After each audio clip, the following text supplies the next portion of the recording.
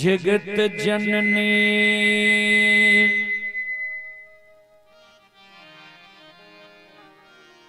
जगदम्बे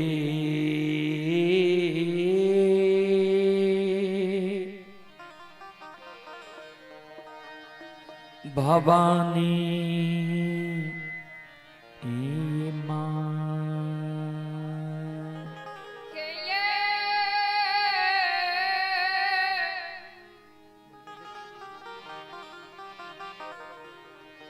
जगत जननी मां ये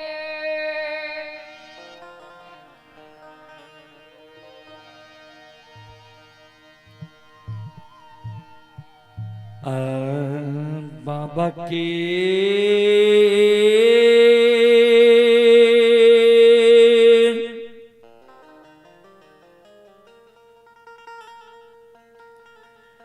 एर जांघ चढ़ी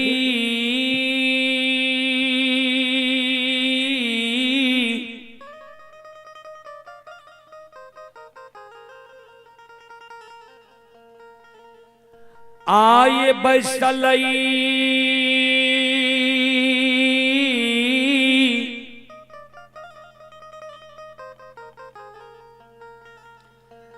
धिया धान नसेरा ये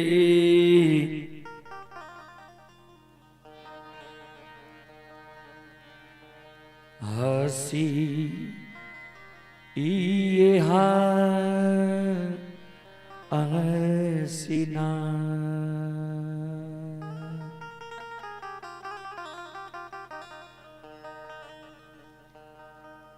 अहि दुलरी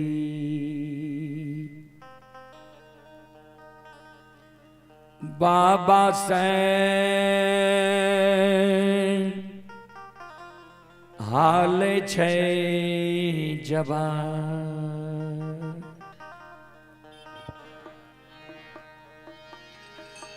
बाये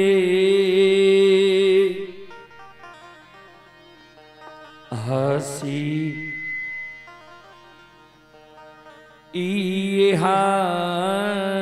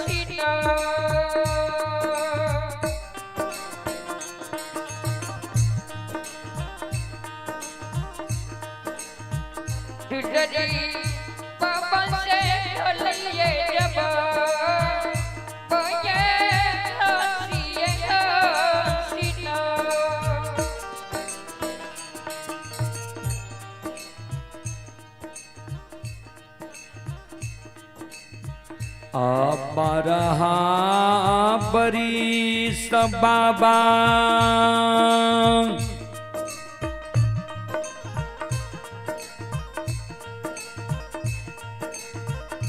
तोरे गोद में खिला लिया हो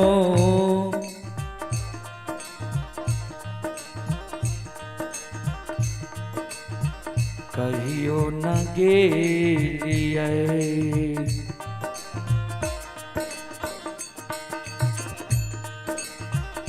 बाबा गंगा आस्तना ना से कहियो न घेलिया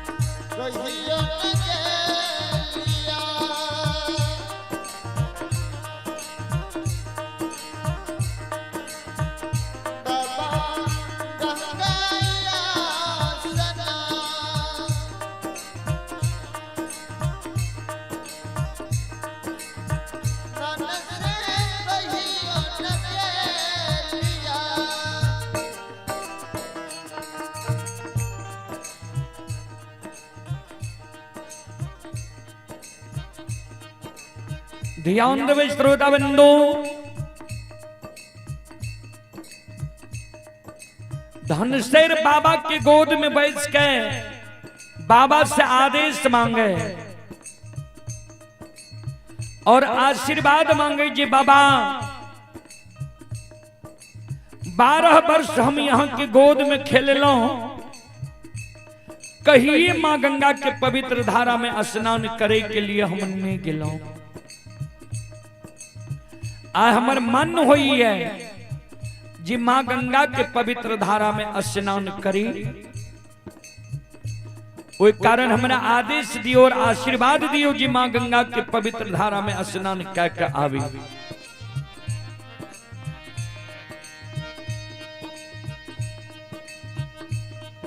बाबा धनसेर के कहे बेटी केकरा संग साथ गंगा स्नान जेबा, के जाय छे गंगा स्नान।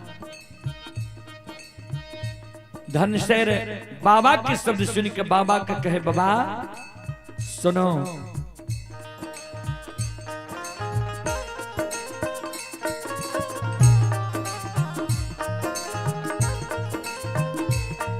जय हो जय हो जय हो।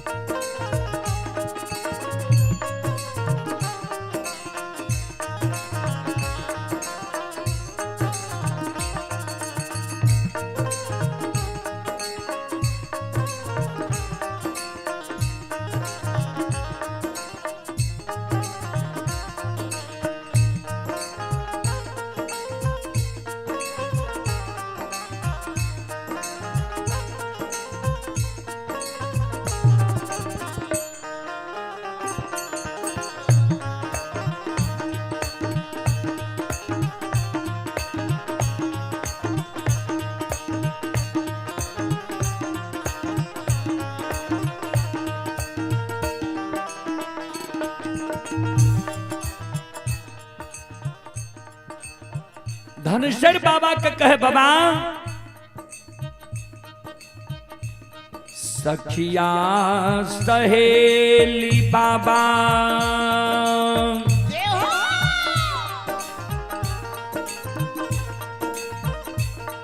आहो जाई छई गंगा आसना न से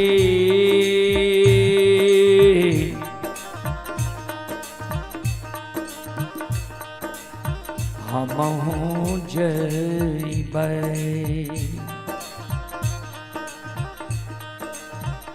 बाबा गंगा आसना न से हमहु जइबै।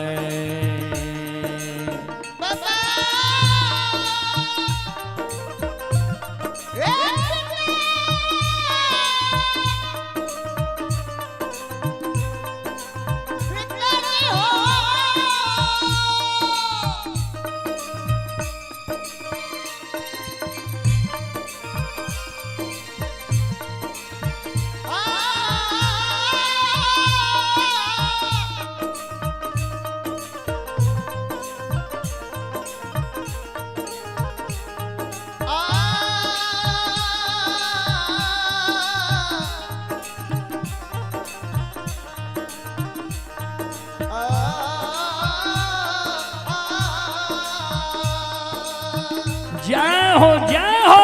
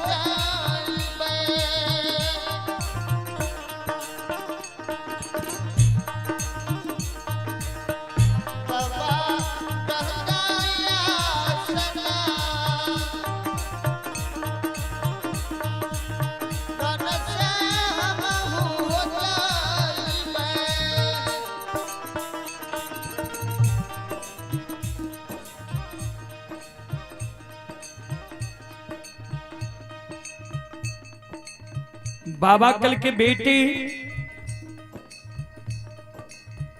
तू नहीं जा गंगा स्नान। धनुषर कल के बाबा शेख किया है। बाबा कल के बेटी मां गंगा के किनारे में बहुत श्रद्धालु आ गई है। अंधा आ गई है, बहिरा आ गई है, बांझी आ गई है, मरोछनी आ गई है, साधु संत ऋषि महात्मा आ गई है। वो भारी भीड़ में धिया तुहरा जी बहुत नादान छो। नित्य मां गंगा के किनारे धारा बहुत तेज है।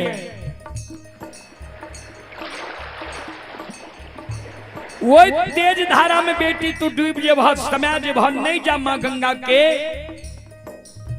किनारे स्नान करे के लिए।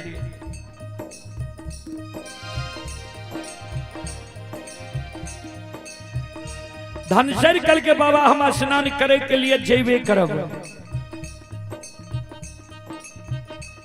बाबा कल के बेटी जो तोरा स्नान करे की इच्छा छा तोरा हम युवती लगा दे छिया। स्नान काली हो मां गंगा के धारा में स्नान करे के लिए नहीं जा।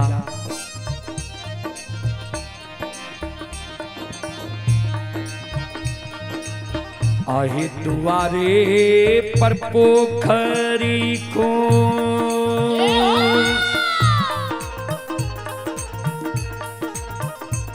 आहे खुनई बाधिया धन से राये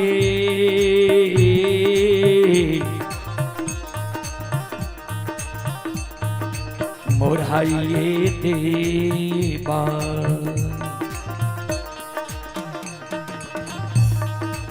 दुलरी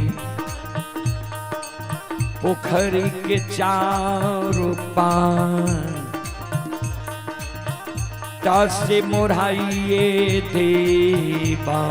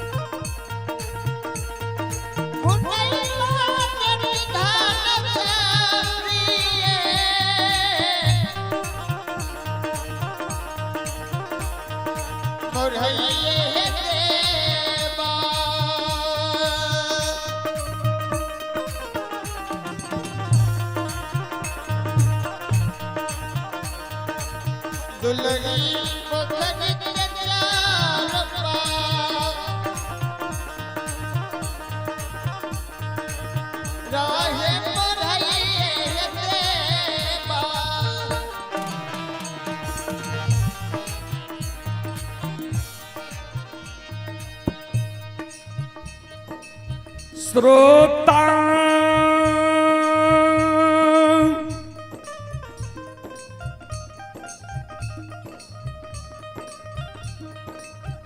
भगवान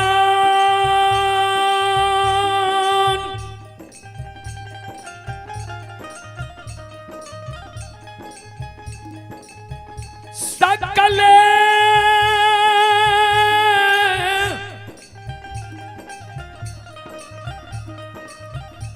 समाज बबायो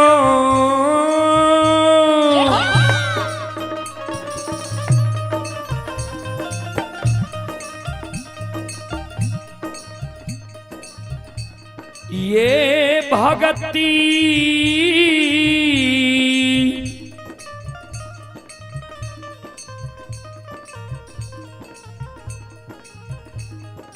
सुनई बाली देवी तुल्य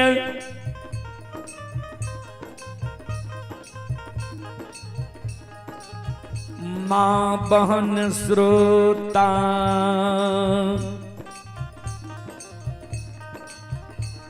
भगवान आनयो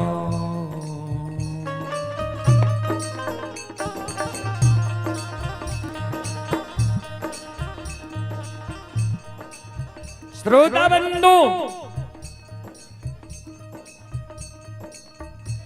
बाबा के शब्द सुन के धनसर के आंख से आंसू गिरे लागले। जार बिजार धनसर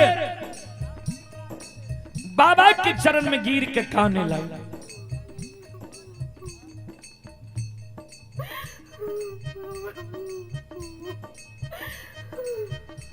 बाबा कल के बेटी तोरा आंख से आंसू किया गिरे लगल। धनसर काने कैन कैन के बाबा के कहे बाबा पोखरी में स्नान करने से मनोकामना नहीं पूरा होई छे। बाबा कल के बेटी तोरा मन में कौन मनोकामना छा। धनसर काने कैन कैन के बाबा के कहे बाबा इस समाज में जब सखी सहेली के घर आंगन हम जाए छी, सखी सहेली के घर आंगन में सखी सहेली के गोद में सखी सहेली के भाई के जन्मल भतीजा भतीजी के खेलैत देखे छियै। सखी सहेली के गोद में सखी सहेली के भाई के जन्मल भतीजा भतीजी के हंसै के आवाज सुनै छियै।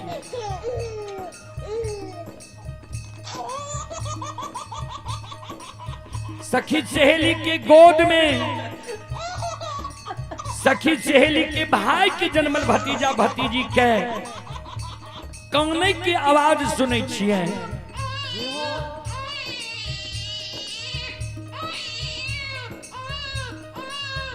वो आवाज सुन के हमर हिया सालै है। हमरो तो मालित भौजी है। किया ने भगवान अभी तक हमरा मालित भौजी के कोई से एगो बेटा बेटी पुत्र पुत्री संतान दिलक है। हमरो मालित भौजी के कोई से जो भगवान एगो बेटा बेटी पुत्र पुत्री संतान देती है। हम कोई भाई के जन्मल भतीजा भतीजी के गोद में खेले तो हमरो अभिलाषा पूर्ण होती है। ए बाबा, ए बाबूजी, ए पिताजी,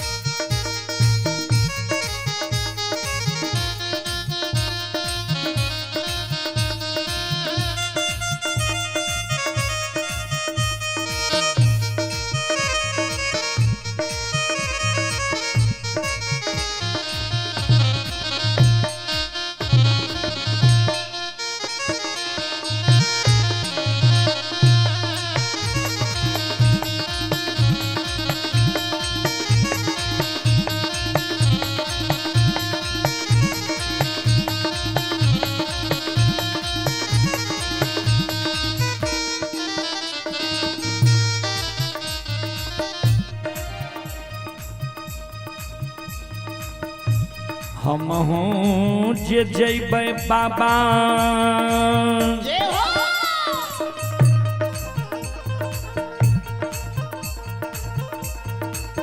गंगा या स्नान से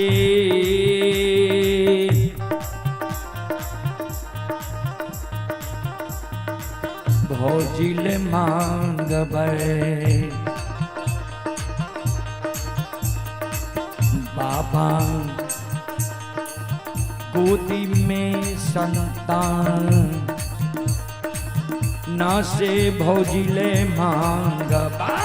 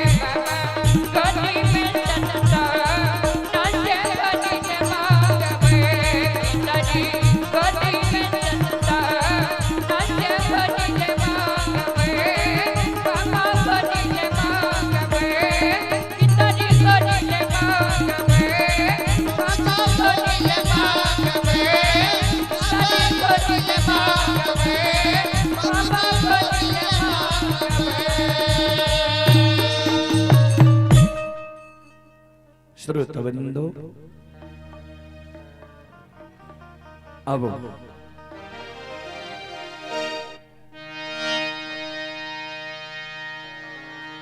प्रसंग की ओर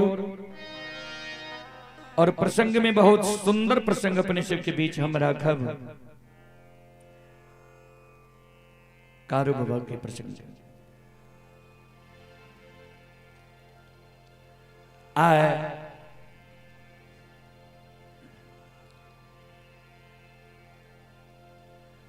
आदर्श ग्राम ओरा में शिवनंदन बाबू, मनोज बाबू, शंकर बाबू के द्वारा इष्ट देवी देवता के नाम से झांकी जनार के आयोजन किया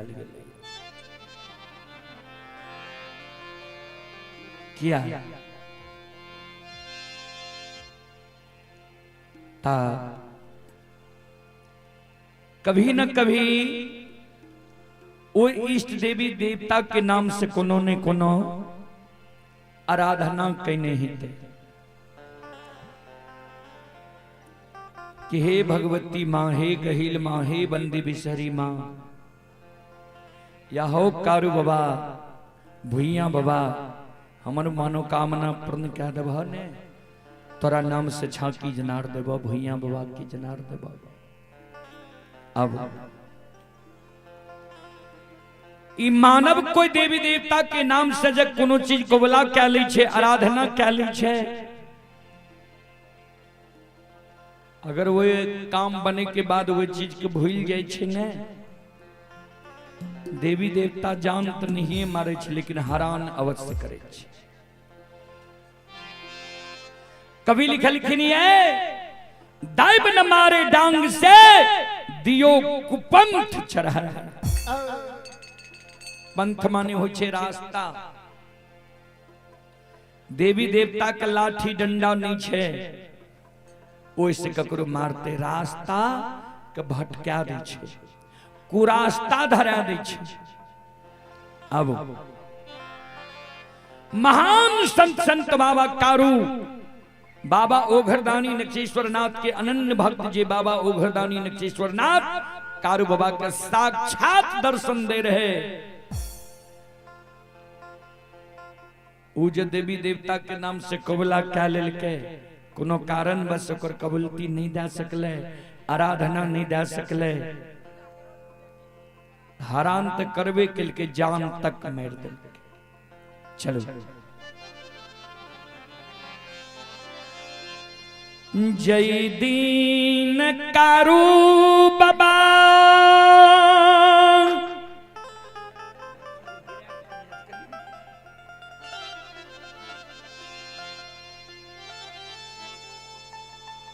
हजारों काला पलबा जंगल गलई रहे।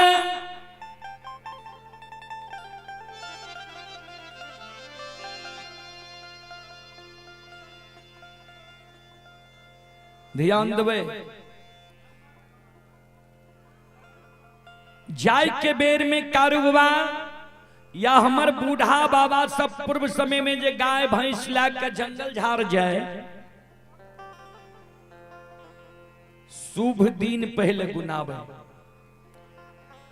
देवी देवता के नाम से पान प्रसाद चढ़ा दे, तब गाय ला के जय जंगल झाड़।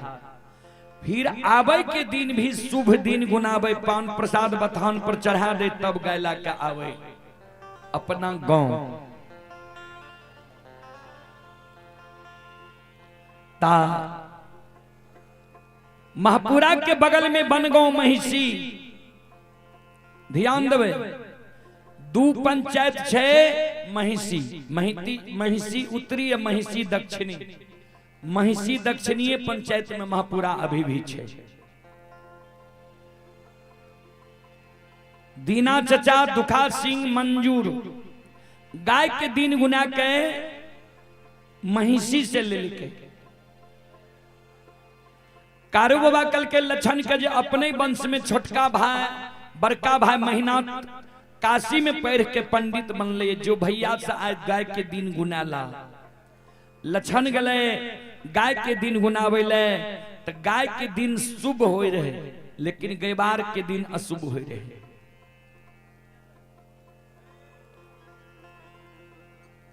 कारू बाबा जे लक्षण के भेल के तब बड़का भाई महीनाथ पंडित कल के गाय के दिन तो शुभ होय छे, लेकिन गैबार के दिन अशुभ होय छो।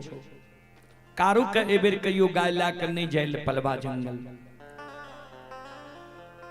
कारू के अगर गाय में परेशानी होय छे ने तो कारू हर के अनवाह करते। अब मुसना नौकर और लक्षण तू दोनों मिलकर गाय चरा ली हो। लक्षण एले कारू बाबा के कहल के जे भैया कहल के एबेर गाय के दिन बनले, गैबार के दिन नहीं बनले। गाय ला के नहीं जाइले पलवा जंगल। कारू बाबा कल के लक्षण भैया तो सब दिन पढ़लके लिखलके, ओकरा गाय भैंस के बारे में की जानकारी छे। अगर आय महीना गाय भर पेट भोजन नहीं करते तो माघ महीना भा सके छे। एको दूगो गाय जब मर जीते उ पाप हमरा लागते, गाय चरबहा हमने छी। अब भैया का अब लोभ भा गेले जे कारू जवान भा गेले, अब कारू से होर फाड़ जोतेबे, कहे जे छे होर के अनबाह करे हमरा सु काज हेते, सब दिन हम गाय चरेलिए। एहि कारण शुभ अशुभ दिन के छोड़ दे, जो माय से सीधा राशन ले ले, सीधा चल गाय है के पलवा जंगल। कारू बाबा माय से भेंट करे बल्ले भी नहीं भले गले, लक्षण गले माय के कह दिल के माय के सीधा समर दही हम कारू भैया जे छी पलवा जंगल आ गाय लाके। बाबूजी कभी लिखल खिनिए ये मत जानो डाक निर्बुद्धि, आवही काल बिना सही बुद्धि, जब काल मनुष्य पर छाता है पहले विवेक मर जाता है। काल आवे से पहले बुद्धि विनाश भए जाइ छै। कारू बाबा गाय है के चल गए पलबा जंगल, तो कोनो जे मन में खटका भए गेल मानव के, तो मन 6-5 करे लागल।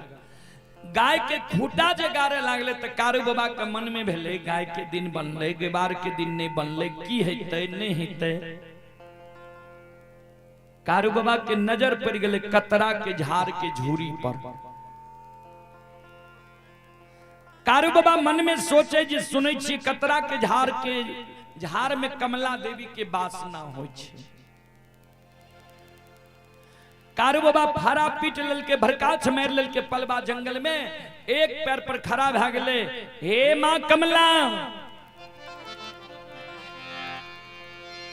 सुनै छियै कतरा के झाड़ में अपने के वासना होई है, तो आय हम गाय ला के पलबा जंगल एलिए। 6 महीना हमरा पलबा जंगल में रहना छै।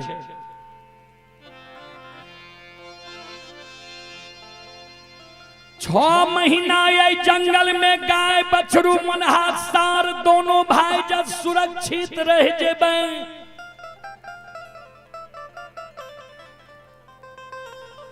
गाय बछरू मनहार सार बाघ सिंह सियार ज एक घाट नमा देब। गाय बछरू मनहार सार के कोनो कुश के कलेप नहीं लागे देब। जय दिन हम गाय लैके जेबे महपुरा नगरी, ओई दिन तोरा नाम से छाकी जनार पान प्रसाद चढ़ा देब। आई निमित्त कतरा के झाड़ में आय हम झूरी बांध दै छिया। जय दिन तोहर अर्धाना पूरा कह देब, कबूलती पूरा कह देब, ओई दिन कतरा के झाड़ के झूरी पर हम दूध के धार दे देबे, तब कतरा के झाड़ के झूरी के खोल देबे, तब गाय ला के हम नंदग्राम महपुरा चल जेबे।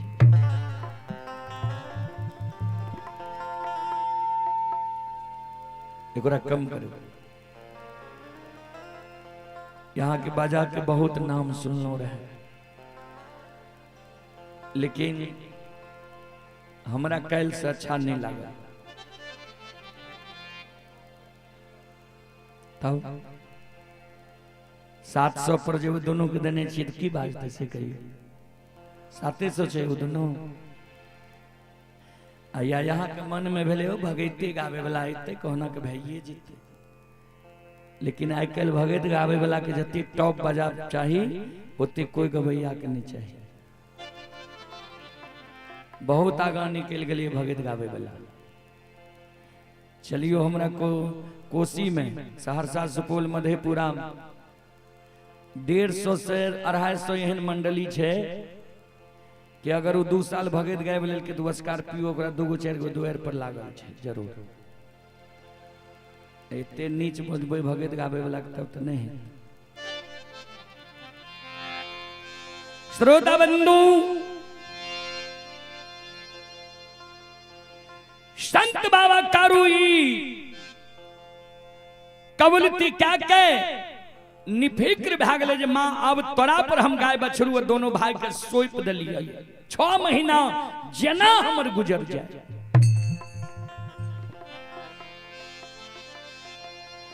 मां कमला कोई देवी देवता के नाम से कोबला क्या दे छी, तू नजर अवश्य राखे छे भक्त पर। मां कमला गाय बछरू मनहार सार बाघ सिंह सियार एक घाट नमा दे। हर समय कारू बाबा के गाय के रखवारी करे। कारू बाबा लछन बाबा पर ध्यान देने रहे जी जाय के बेर में हमरा नाम से छाकी जनार पान प्रसाद देते, एकर जे एगो रुआ भोगन भए जेते तब हमर कबूलती नहीं देते। लेकिन बाबूजी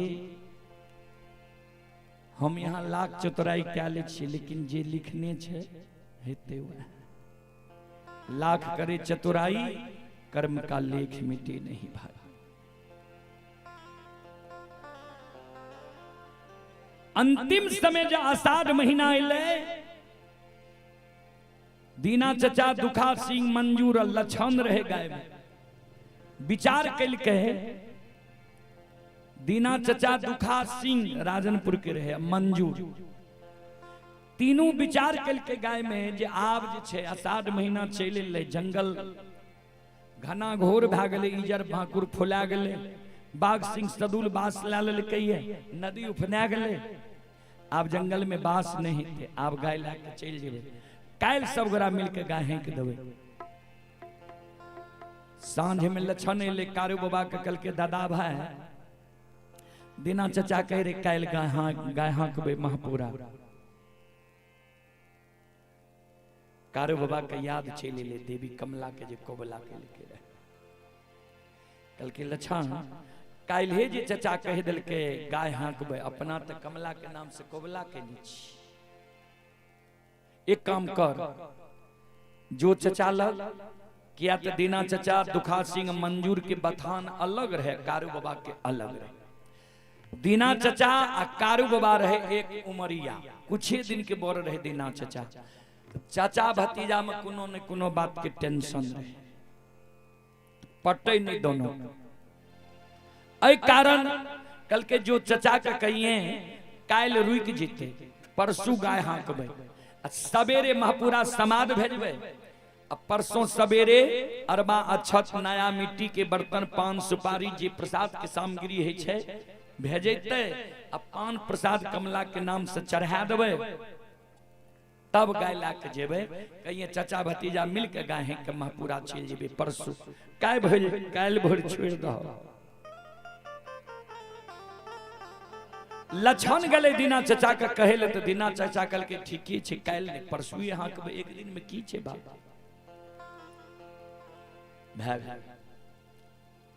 वह रात में ठीक 3 बजे बाबा ओघरदानी कुशेश्वर नाथ कारू बाबा के स्वप्न जगा दे।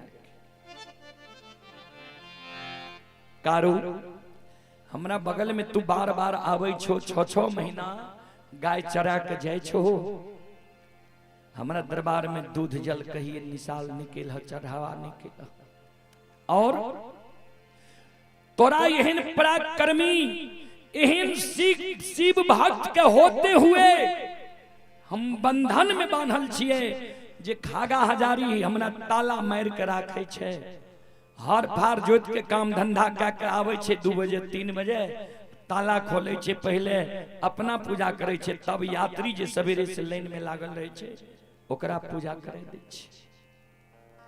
तोरा छोड़ के ई बंधन कोई नहीं तोड़ सकते। कारू बाबा का आश्चर्य है, नींद टूटले, लछन के जगह लिखे, लछन सुन, हम आ जाए छियो बाबा कुशेश्वर नाथ के जल चढ़ावा, तू बथान पर रह, हम जाए छियो आ जल चढ़ा के फिर चले, वो नजदीकी में छे। लछन काने लागले, बथान छे अलग में, आ बथान में जाए छिए ने खागा हजारी कारी हजारी की चर्चा होय छे, जे बथनिया के नीक नीक जे बाछा होय छे गाय है छे वो आवे छे, अब लाठी के बल से बरा ले छे। तू चल जे भाई उ जे एते हमरा बांध देते आ गाय बछरू बरा लेते, तब कारू बाबा कल के सुन, हर एक बीमारी के इलाज होय छे। अगर हमरा जाय के बाद खागा हजारी कारी हजारी छे लाबो, झाड़ झाड़ के जना मान स्वागत लोग कुटुंब के करे छे, झाड़ झाड़ के कलिया करिया कमल बिछा दिए, दूध के अधन चढ़ल रहतो उतार के, पानी के अधन चढ़ल रहतो ओकरा उतार के दूध के अधन चढ़ा दिए, बातचीत में लगई है, मान स्वागत करी है, तात हम तुरंत जल चढ़ा के चले। बात के लक्षण मान गले। कारू बाबा नदी तिलजुगा में जल भरलके, गाय के दूह के ला लेलके, गेले बाबा कुशेश्वर के जल चढ़बेले। कहानी तो बड़ा छे, ओने खागा हजारी के मान मर्यादा के तोड़ दिलके, तोड़े में समय लगे। खागा हजारी भी बहुत पराक्रमी रहे, शिव भक्त रहे, आ बाबा कुशेश्वर नाथ के खागा हजारी लेलके रहे मुंगेर डौरी से चोरा, तो वो कहने रहे जे पहले हम पूजा करब तब ककरे पूजा करे देब। ओकरा मान मर्यादा के तोड़े में कारू बाबा के देर लग गए, आवे में समय भ गए, ओने दीना चचा जान गए जे कारू गए है कुशेश्वर बाबा के जल चढ़बै ले मन में सोचलकै हम जे आइ गाय हाँकती हमरा समाद भेजलकै जे आइ ने काल्हि ने परसू गाय हाँकबै हम ओए बात के मान गेलियै आ जब कारू गेलै कुशेश्वर नाथ के जल चढ़बै ले तो हमरो सबके ने कहे के चाही जे चलो हम जाय छी कुशेश्वर बाबा के जल चढ़बै जेकरा इच्छा छै चलो नहीं गेले हमरा सबके छोड़ देल के अपने मन से चल गेले हमहू ओकर बात नहीं मानबे दीना चचा दुखा सिंह मंजूर सब गाय के लटिया के गाय हैं के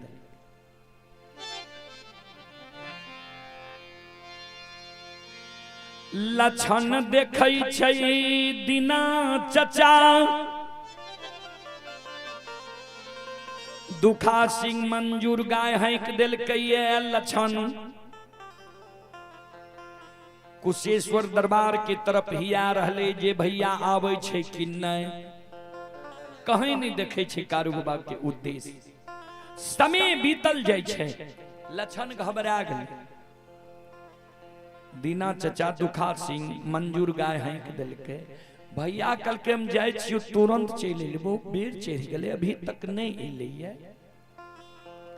शंका भए गेलै लक्षण के की इधरे भैया के सासुर छे बिजुलिया आ गाय हाँके के बात जे एले त लागे छे भैया बिजुलिया सासुर चल गेले हमरा से झूठ बोल अब भैया जब सासुर में 2-4 दिन रह जेते भैया के तो पता छे जे दीना चचा मंजूर सब छबे करे तो हम अकेले एहि जंगल में केना रहबे हम बच्चा छी अंधेरी रात आषाढ़ महीना दिल घबरा गेले लक्षण के गाय जे दुहने रहे कटिया रसुलिया में राखले छोड़ दिलके आ सब गाय के रस्सी जे रहे गला में लपटा दिलके गाय हाँक के लाट धरा दिलके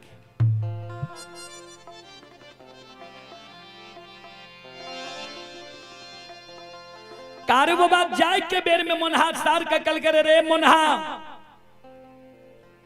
हम जाय छियो बाबा कुशेश्वर के जल चढ़बै ले अगर लक्षण कोनो नादानी करते लक्षण के बुझा समझा कर रखी है अगर गाय एने ओने होय कढू हाँके तो तू रपेट के रखी है लक्षण का हरान हो लेने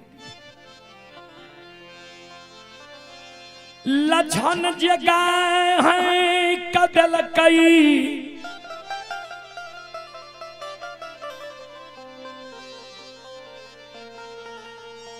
लक्षण के बेहबार देख मोनहा सार गाय के लक्षण गाय हाँके महपुरा के ओर मोनहा सार गाय के रपेट के पलवा जंगल के ओर करे दीना चचा दुखा सिंह मंजूर गाय हाँकने जा रहे है दूरी जब भए गेले लक्षण के क्रोध आबि गेलै 2.5 दिन के बोर रहे लक्षण से मोनहा सार लक्षण कल के रे मोनहा हम गाय हाँके छियै महपुरा के ओर तू गाय के रपेट के पलवा जंगल के ओर ले जाय छी सुन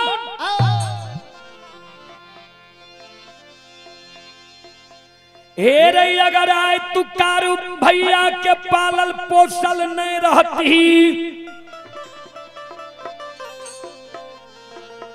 हम कारू बाबा के सहोदर भाई जो नहीं रहती है आज हमरा परेशान क्या रही है ए जंगल में राम मुन्हा अमार तेरे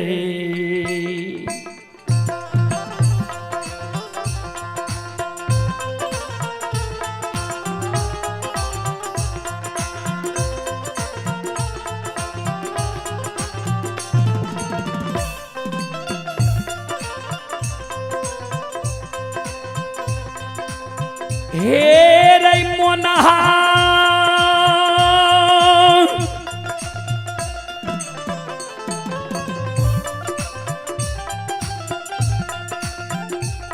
और मारते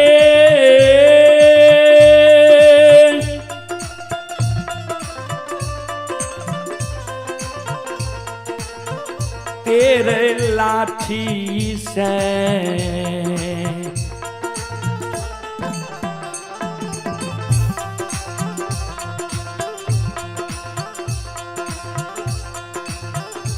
तेरे पीठ के चाम के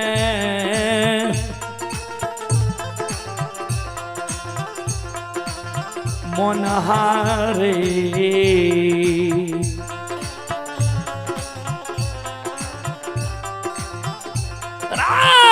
तोड़ देती हो या हीरे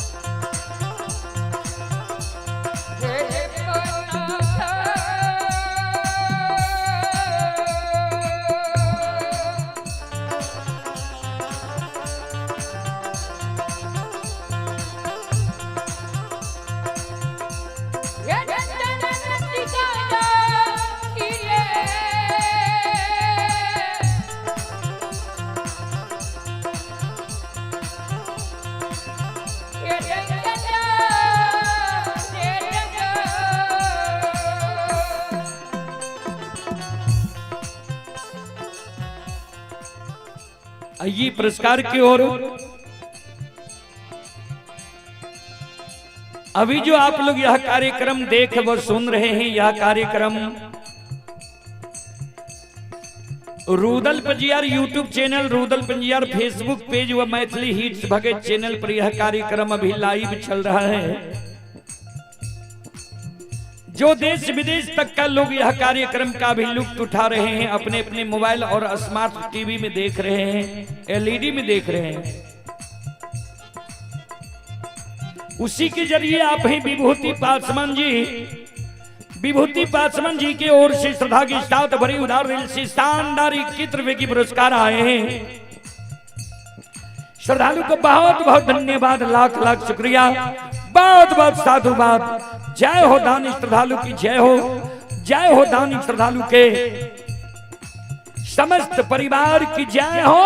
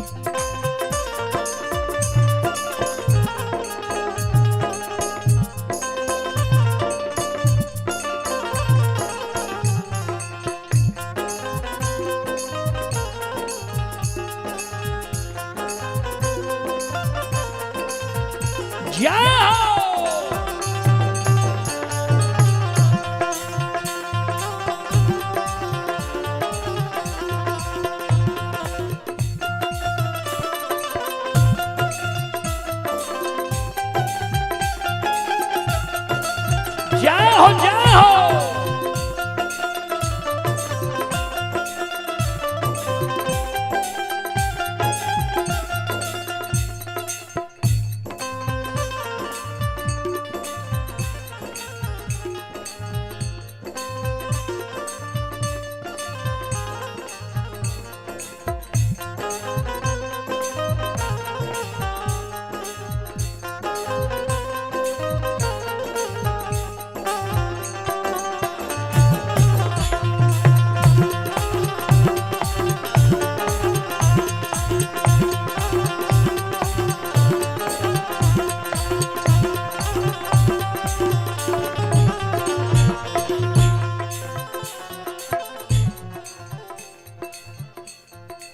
श्रोता बंधु,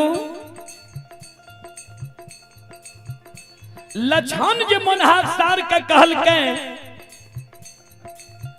जे मार लाठी से पीट के चाम के तोड़ देती हो, मनहासार भी लछन के बात के बर्दाश्त नहीं करेंगे।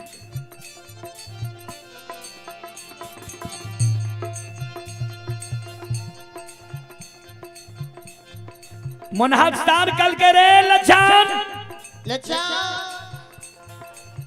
छोट भाग के हमरा तू अधिकार मार दलही है, तू अपना शब्द से हमरा अपमानित कैले है। सुन, तू तो हमरा कह दलही, हमरो बात तू ध्यान से सुन ले।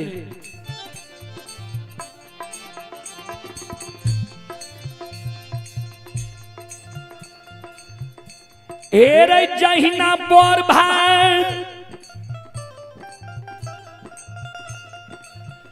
पिता तुल्य होई छई,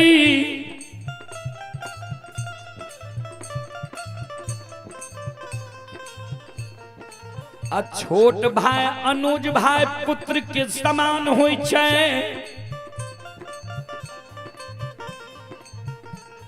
आय बोर भाई संत कारू के बात काट के तू गाय के हाकने महपुरा के ओर जा रही है। रे दुश्मन, अगर हम कारू बाबा के पालल पोसल नहीं रहती है, तू अगर कारू बाबा के सहोदर भाई नहीं रहती, हजारों गाय के दूध हम पी लिए।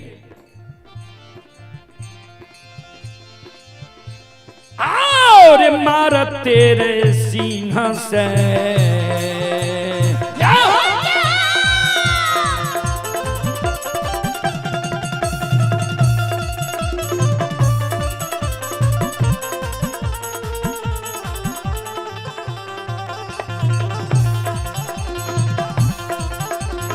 रे दुश्मन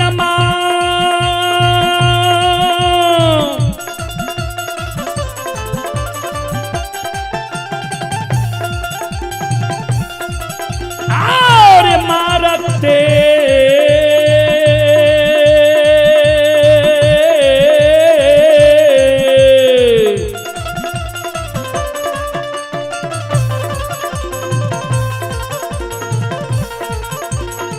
तेरे सिंहासन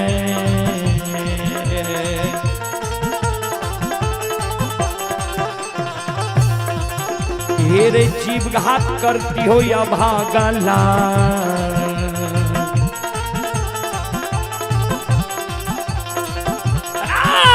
लछनिया हीरे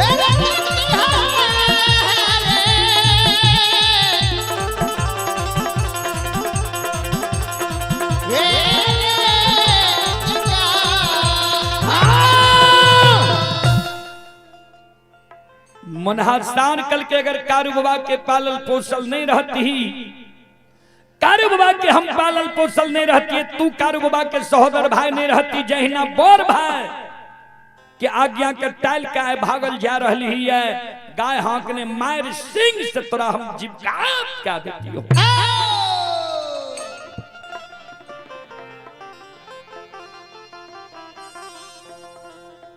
इतना गो बात मनहास्तान कह के बगल के रास्ता धैल के।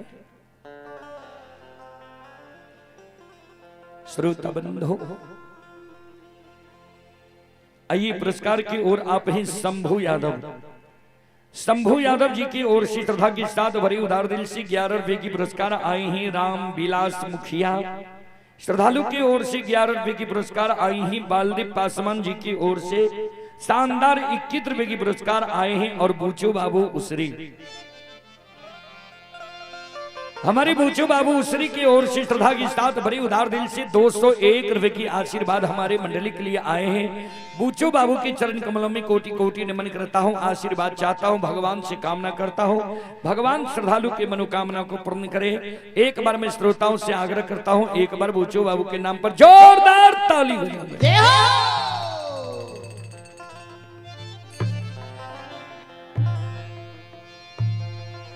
श्रोता बंधु, तातक में संत बाबा कारू खगा हजारी के मर्यादा के तोड़ संत बाबा कारू दौड़ल आब रहे ये बथान की ओर। मन में सोचे देर भा गए, लक्षण घबराए हेते, दौड़ल आवे, दौड़ल जे आवे रहे। ध्यान देवे, एने जे रसुलिया कटिया में दूध जे दोहल छोड़ दिल के रहे लछान, तो ओई कटिया रसुलिया के चारों बगल कागा बगुला ई जंगल के जीव जंतु सब घात लगेने जे दूध पीबे। मां कमला जे देखलकै जे लछन गाय हैंक देलकै, कारू गले कुशेश्वर के जल चढ़बैले। लछन त नादान छे, गाय हैंक देलकै, एकरा ज्ञान नहीं छे। कारू सब बात के जानै छे, कौन ठीक छे। कारू जे आवे आ यहाँ दूध हमरा नाम से ढार दे दे जे हे मां कमला, लछन त नादान रहे, गाय हैंक देलकै, छांकी जनार नहीं दे सकलियो, आ ए दूधे तू ढार ला के संतोष बन ला, त दूधो से हम संतोष बन ली। कहाँ दूध का कागा बदला जीव जंतु जुठा देते, त कारू तो नहीं बुझते जे जुठाल छे, जुठे दूध ने हमरा दे देते ढार। आई कारण मां कमला अदृश्य अवस्था में कागा बगुला जीव जंतु के दूध में सटेल नहीं।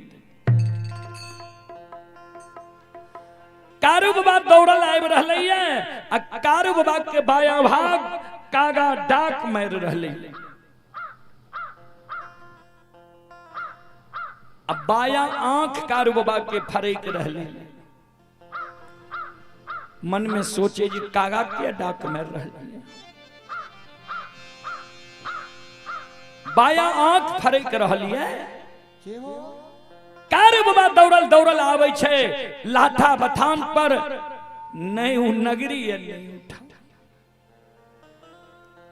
नहीं गाय, नहीं बछरू, नहीं मोनहा सांड, नहीं लछन। देखे छे रसुलिया में दुहल दूध छे, कटिया रसुलिया में रखल, चारों बगल से कागा बुदिला घेरने छे, लेकिन दूध में सटे। कारू बाबा मन में सोचे लछन तू बहुत अन्याय कह रही। कहलियो तोरा गाय नहीं हाँक गेल, हमर बात काट के तू गाय हाँक दिलही। कवि लिखलखिन है, छैत घड़ी मानव के माइत नहीं रहे छे। कारू बाबा के छैत घड़ी माइत नहीं रहले। रसुलिया में जे भरल दूध रहे, धरती पर पलट दिल के आवाज लगा दिल के, रे ले रे कागा बोदिला, कारू के दुहल दूध आए तू सब पलवा जंगल में मैये धीरे अघा कपी मां कमला के नाम भी नहीं ला सके। मां कमला जे आशा लगेने रहे जे कारू अते दूधो के ढार जे हमरा नाम ला के दे देते तो संतोष बन लबे। मां कमला उधेरी रहे जाहो कारू तोरा नाम तू कमला के लह 6 महीना तोरा गाय के रखबारी के लिया हम आशा लगा के रहलिए जाय के बेर में कारू हमरा नाम से झांकी जनार पान प्रसाद देते तब जेते आए तू आशा के निराशा कह देलो।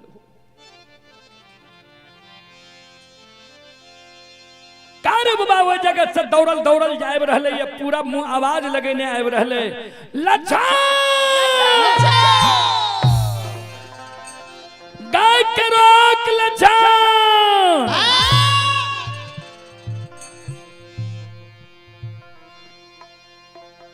दौड़ल दौड़ल कारू बाबा लछन लगेले तात गाय हाँकने लछन अधरी पलवा के सीमा अधरी जंगल में प्रवेश किया गया।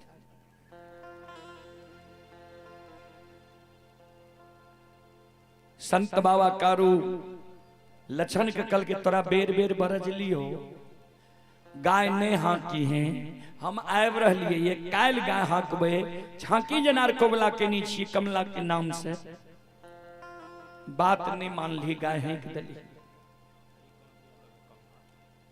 आइए हमारे हरिकांत बाबू की ओर से 201 रुपए की पुरस्कार आए हैं। श्रद्धालु को बहुत बहुत धन्यवाद लाख लाख शुक्रिया बहुत बहुत साधुवाद। लछन जे कुछ नहीं बोल रहे संत बाबा कारो मनहा सार के कल के रे मनहा सुन हे रे माघ महीना तोहर जन्म भेलो पलवा जंगल में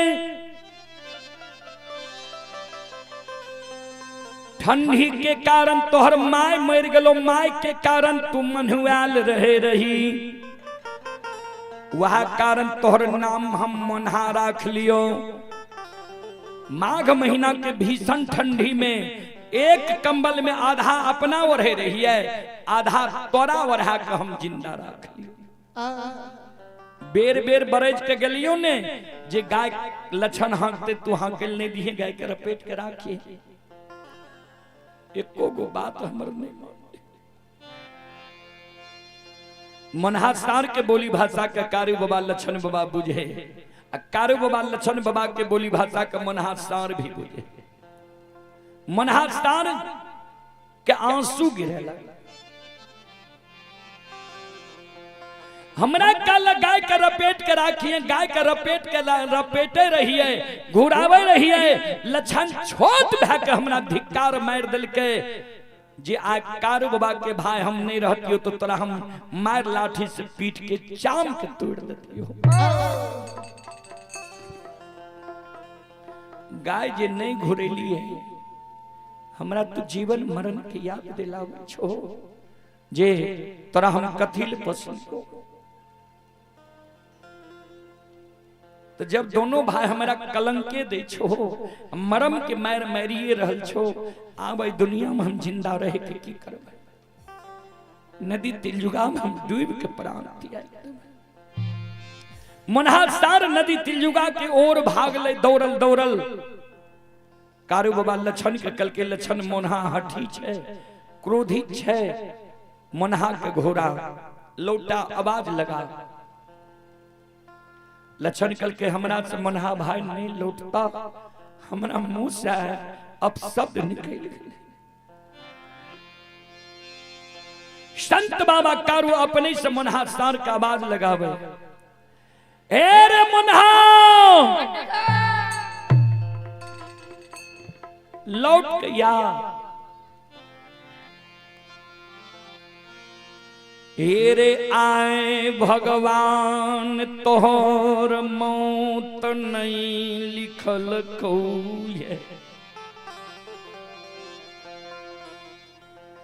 आई अभागा कारू के मौत भगवान लिख दिल कई। बड़ा शौक से मुनहा सार तरह हम 12 बरस से पसली हो गए। लौट के आओ अधरी जंगल में जाए तो हमर मरल मुंह देख लेबी नहीं। तमोनारई पोस्ताला के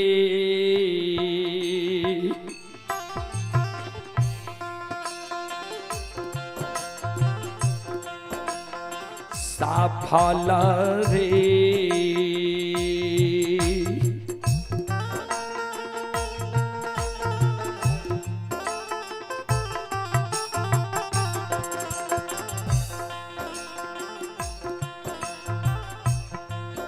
हेरे भाई ये जैतै रे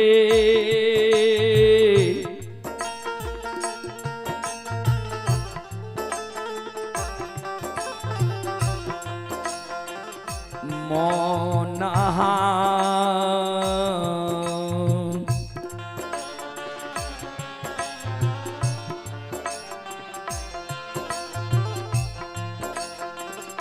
मोनहा दुनिया रे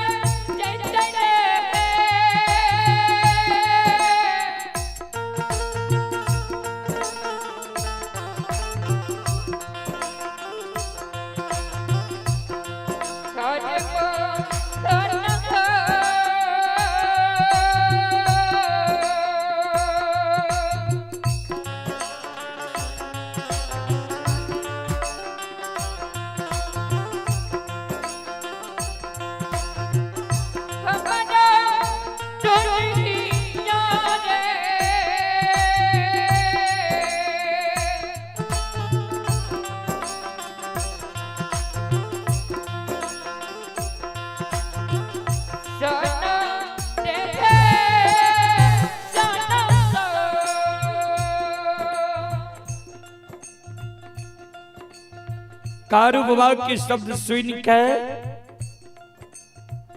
मनहर स्थान लौट के चले। गाय कहा ने आगे आगे लछन पीछे पीछे कारू बाबा अधरी जंगल में प्रवेश कैलकै।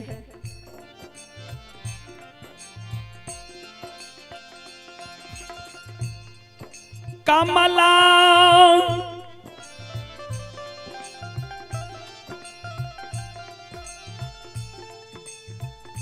कारू बाबा के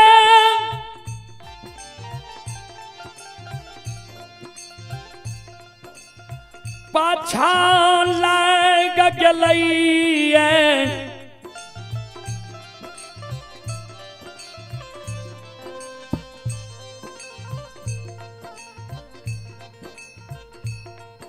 माँ कमला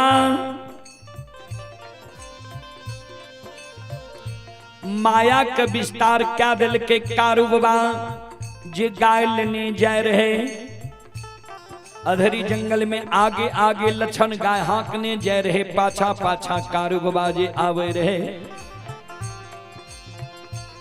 कारू बाबा पर माँ कमला माया के सवार कह रहे। कारू बाबा के 8 अंग शरीर अधरी जंगल में घूमे लगा। पूरब पश्चिम को उत्तर दक्षिण एको दिशा के कारू बाबा के ज्ञान नहीं रहले। कोने पूरब छे, कोने पश्चिम छे, कोने पलवा से एलिया, कोने महापुरा जेबे। आषाढ़ महीना लागे हुए जंगल में, पूछ महीना के कुहेस लागा छे। शरीर में लागे अब जान नीचे।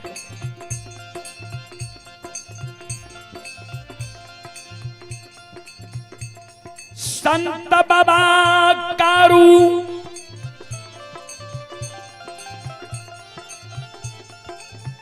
लछन के आवाज लगाबई। लछन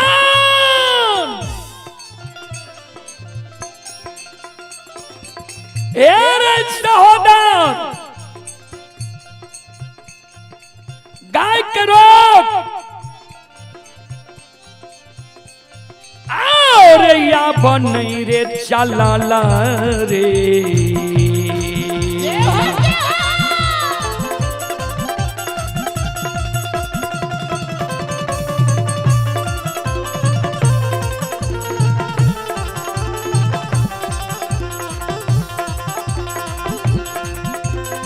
रे सहोदरा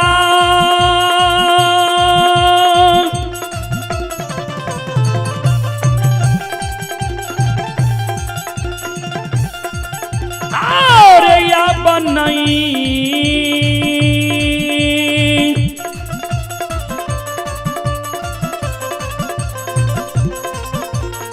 नहीं रे चलाल रे।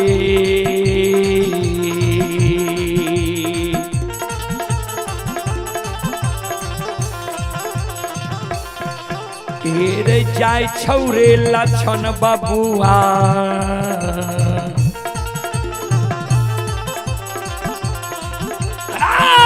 लछनिया धरी रे।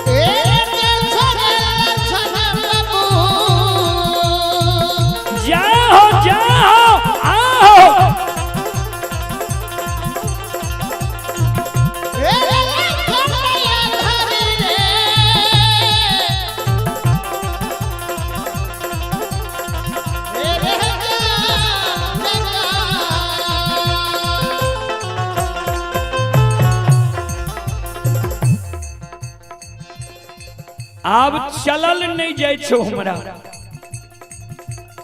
गाय के रोग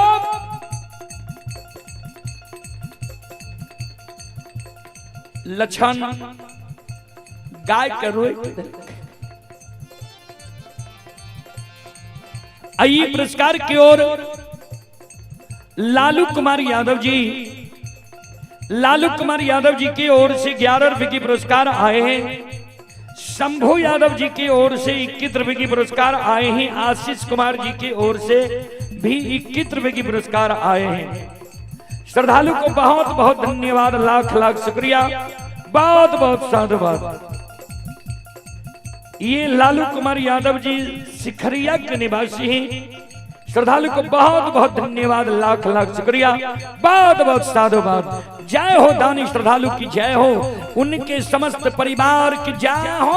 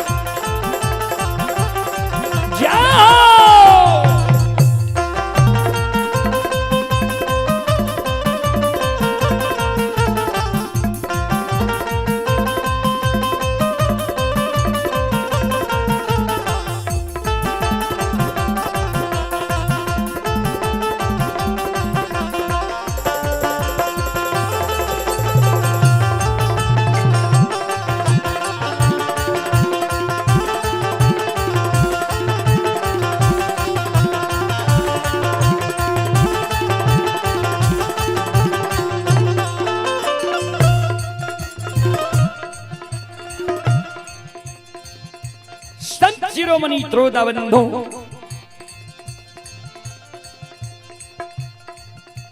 गाय के रोक दै छै, लक्षण दौड़ के आबै छै। कारू बाबा लग कारू बाबा के भर पांज के पकड़ लै छै। की भेला, किया आवाज लगेला? कारू बाबा कौन है? आबो हमरा यधरी में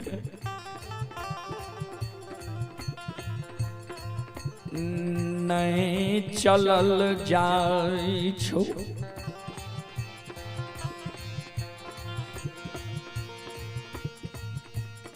पूरब पश्चिम उत्तर दक्षिण एको दिशा के हमरा ज्ञान नहीं छो।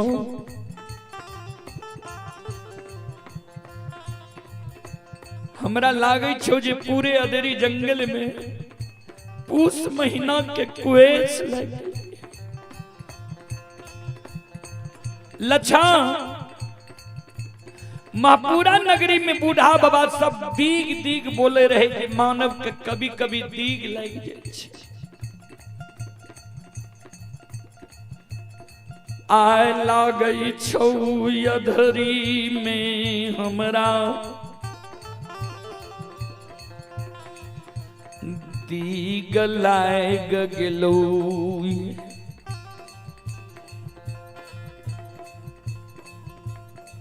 जहिना कुम्हार बाबा मिट्टी के बर्तन बनावे छे, वही समय में जेकर चाक घूमे छे, वह समान हमर शरीर लागे ये घूम रहल है। लक्षण एक काम कर, मैया धिया गाय के अधेरी जंगल में रोइम दही बैसा दही। तू करिया कमल के बिछा दही, लाठी गार के उजरी चादर के ताइन दही। सिरहान में बैस जो हमरा सिर के अपना जांघ पर लाके किछ देर हमरा आराम करे ले।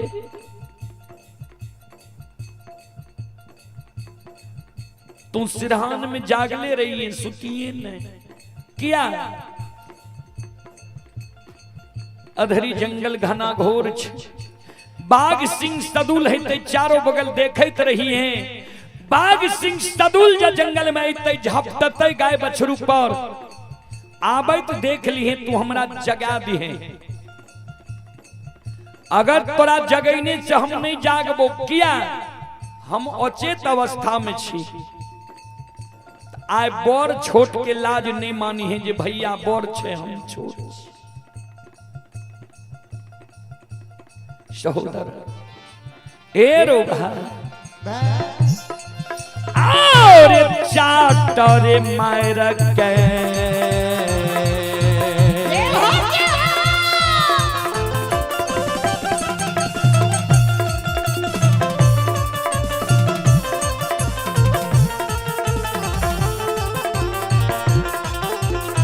रे सहोदरा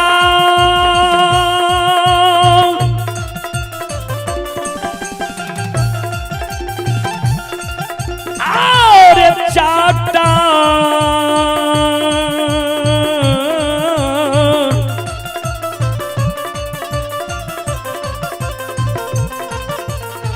तारे मायरा के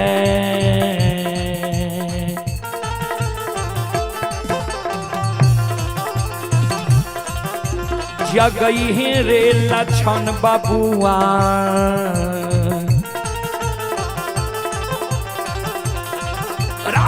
भैया कैया धरी रे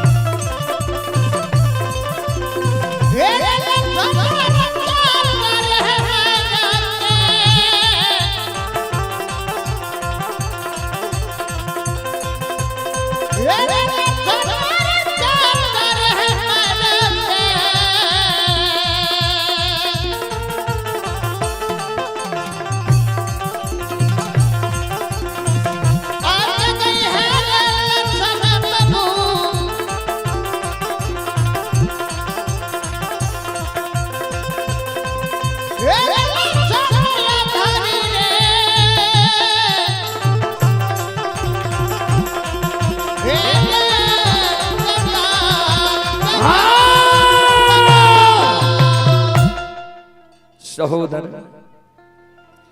चाट मार के भाई के अधरी जंगल में तू जगा दी है।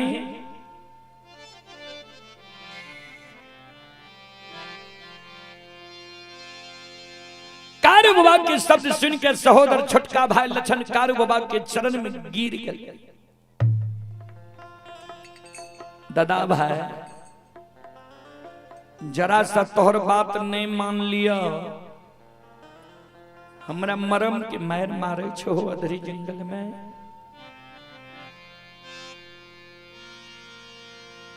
हे हो तू माय के कोई से बड़ भाई के जन्म लेल है, हम माय के कोई से छोट भाई के जन्म ले लिया। बड़ भाई पिता तुल्य होय छे, छोट भाई अनुज भाई पुत्र के समान होय छे। तोरा जो हम चाट मार के जगेबा हाथ उठा लब तोरा पर हमरा नरकों में बात सहिता है। हमरा शक नहीं है तो अधरी जंगल में तोरा पर हम चाट मार के जगेबा, तोरा पर हाथ उठेबा। संत बाबा कारुकल के लछन सोन लाचार में कोनो विचार नहीं होई छे, गरीब के कोनो नियम नहीं होई छे, सबल लोग में गलती दोष नहीं होई छे। इस समय में हम लाचारी अवस्था में छिए। मॉनिटर के बात करो रही हो ता तोरा जगैने से जो हम नहीं जागबो, बड़ छोट के लाज नहीं मानी है सहोदर। किया एको गाय बछरू के जब जीव घात क्या देते बाघ बाघिनी उ पाप हमरा लग जेते। हमरा अच्छा अगर बाघ सिंह गाय बछरू के झपट लेल के हमरा मर्दांगनी पर आंच इते।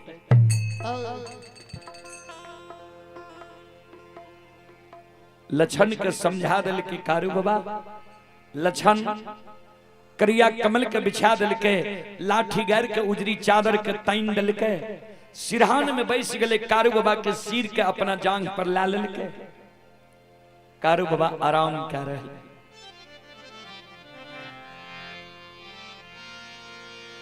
माँ कमला लछन पर नींद सवार कै दिलकई,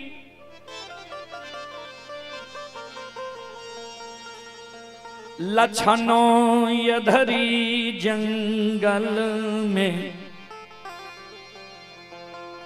कारू बाबा छे लछन के जांग पर सुतल, लछनो कारू बाबा के देह पर पलट।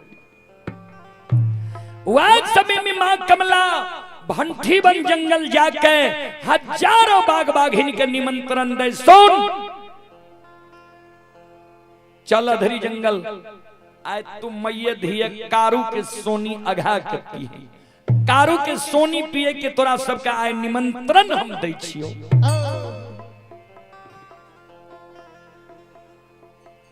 ओय में एगो लुल्ही बाघिन रहे, लुल्ही नाम किया परले रहे। एक दिन कारू बाबा के गाय के सीरा में बाघिन पानी पिए रहे, कारू बाबा के नजर पड़ गए। कारू बाबा एक बड़ा गौ भक्त रहे। कारू बाबा मन में सोचल के ए बाघिन के एक बड़ा हिम्मत जे हमरा गाय के सीरा में पानी पीता है, आ एकर फेनाल एकर जूठ पानी हमर गौ माता पीता है। कारू बाबा एक हुर वो बाघिन के मार दिलके, अढ़ाई गो हड्डी टूट गए बाघिन के। वह दिन ऊ लुल भा गए, वो दिन से ओकर नाम रह गए लुल्ही बाघिन। लुल्ही बाघिन संकल्प ला लेल के जाहो कारू हमर स्वभाव रहे पानी पीना, आ तू बिना गलती बिना अपराध के हमरा पर हुर चला दिल, हमर नाम बदल गए, हम लुल भा गलिए। ई बदला एक न एक दिन तोरा से हम अवश्य लेब, बदला माफ नहीं हुई छे बाबूजी। तो वह लुल्ही बाघिन हजारों बाघ बाघिन के कहे सुना कारू के मारे के निमंत्रण नहीं ला, क्या तोकरा पराक्रम के हम देखने छिए जे एक हुर में हमारा रहा गो हड्डी तोड़ दिल के रहे। कारू से पार पैना बहुत मुश्किल छे, लेकिन बाबूजी एकजुटता में बल होई छे। हजारों बाघ बाघिन एगो लुल्ही बाघिन के बात नहीं मान लके, हजारों बाघ बाघिन के लेने मां कमला एले। कारू बाबा सुतल छे, लछन सुतल छे, हजारों गाय बछरू बैसल छे, चारों बगल से बाघ बाघिन के कारू बाबा लछन बाबा बाघ बाघिन के गाय बछरू मनहा सार पर हुला दे। बाघ बाघीन कारू बाबा के घेर के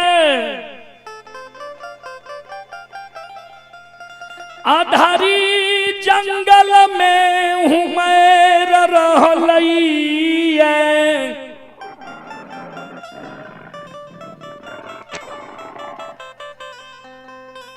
श्रोता सज्जन वृंद मां बहन बाबू भैया सब हजारों बाघ बाघिन वही अधरी जंगल में कारू बाबा लछन बाबा गाय बछरू के घेर मेर के हुमैर रहलैये।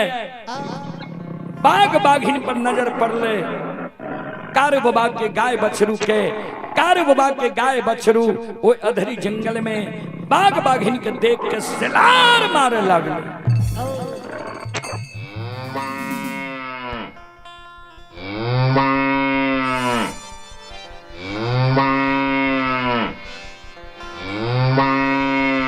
हजारों बाघ बाघिन अधरी जंगल में सिलार मारे।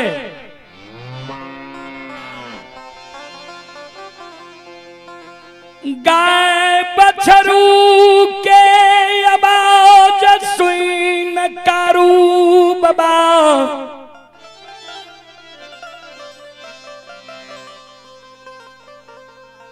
गाय बछरू के आवाज कारू बाबा के श्रवण कान में गले। सुतल जे रहे अधरी जंगल में कारू बाबा काचनिन चाक जाय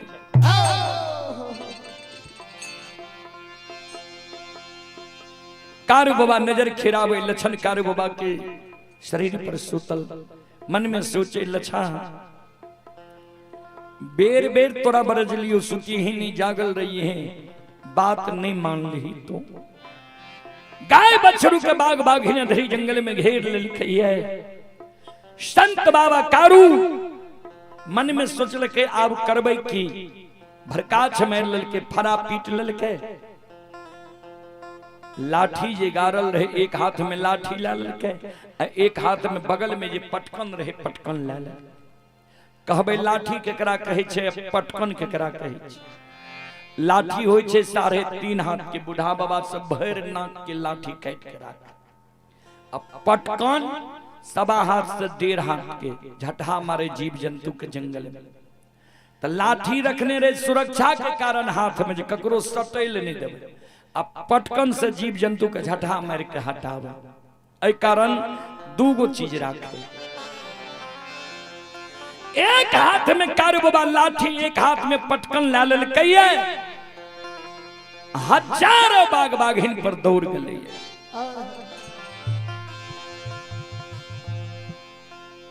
जय बाघ बाघिन के कारू बाबा के पटकन के झटहा लग जाए, सीधा भंठी बन जंगल की बाट धैल। संत शिरोमणि श्रोदा बंधु मां बहन बाबू भैया सब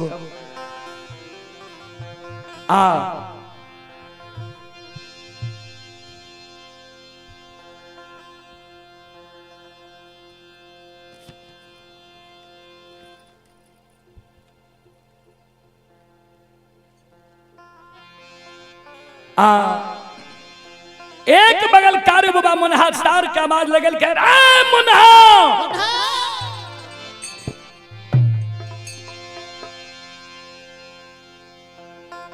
एक बगल मुन्हा जय बाघ बाघिन के सींग पर उठा के पटाक दे, वो बाघ बाघिन भंठी बन जंगल के बाट धैल।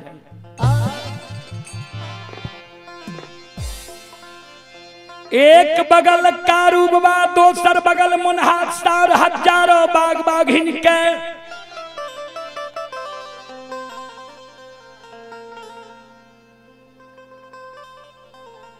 भंठी बन जंगल से दबारने अधरी जंगल से भंठी बन जंगल पहुंचा दिल के। ध्यान, मां कमला इजर के पेड़ पर बैस के अधरी जंगल में मन में सोचे जे ई अभागा जे हमरा एकर जे रखबारी के लिए हमरा मन के मनोरथ मने में राख दिल के, तो ई अभागा के बाघ बाघिन कोना जीव घात करे छे, भर नेन जे हम देख लेब तब हमरा संतोष है। इजर के पेड़ पर मां कमला बैस के जे देखे रहे, अपना नैन से देख ललके जे कारू के एले बाघ बाघिन मारे ले, लेकिन कारू बाबा ही बाघ बाघिन के मार के भंठी बन जंगल पहुंचा जाए। मां कमला मन में सोचे आब या भागा पार पावे ले नहीं देते, आब मार नहीं खेते वो ना, अब जा तक एकरा साथ छल नहीं करबे ता ई पार पावे ले नहीं देते।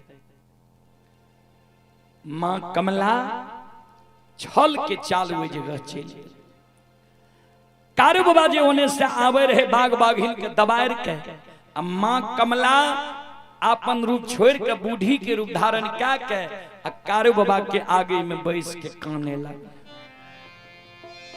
अनाईना से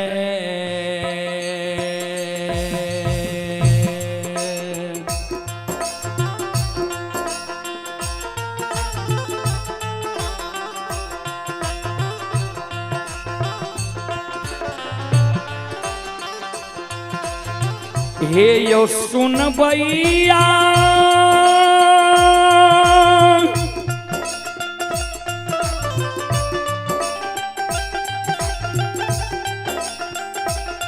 हे माता बहिन सा बनाई ना,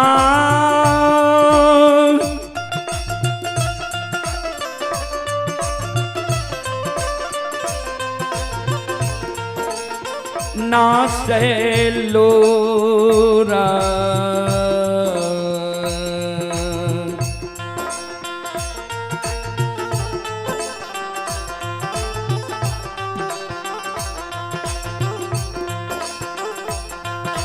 गिरई छैये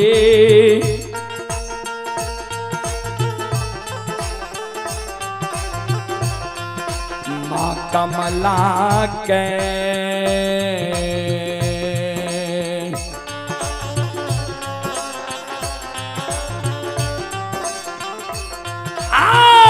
गिरै छैया धरिये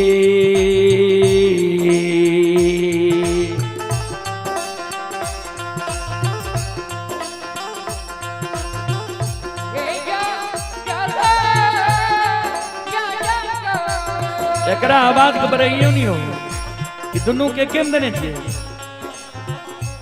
सब साउंड के केम देने चाहिए एकरा आवाज घबराइयो नहीं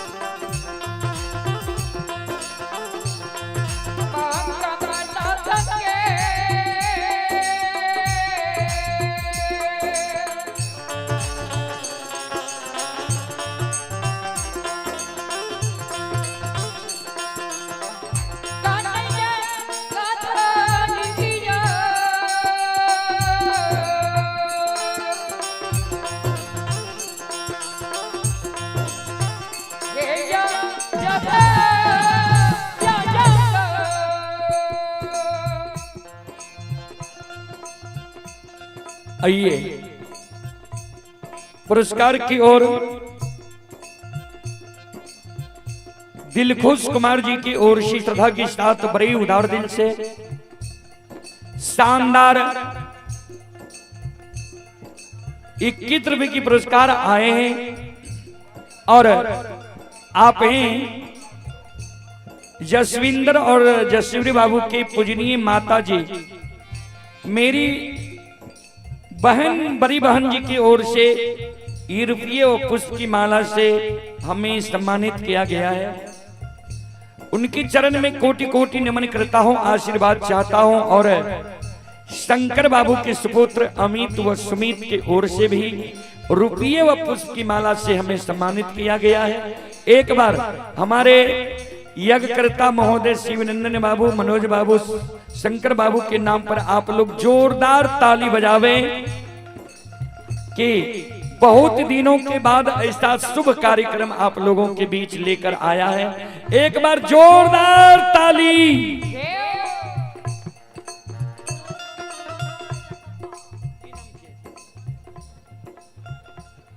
और मनोज बाबू की नाती एकम्बा की ओर से 101 रुपए की पुरस्कार आए। श्रद्धालु को बहुत बहुत धन्यवाद, लाख लाख शुक्रिया, बहुत बहुत साधुवाद।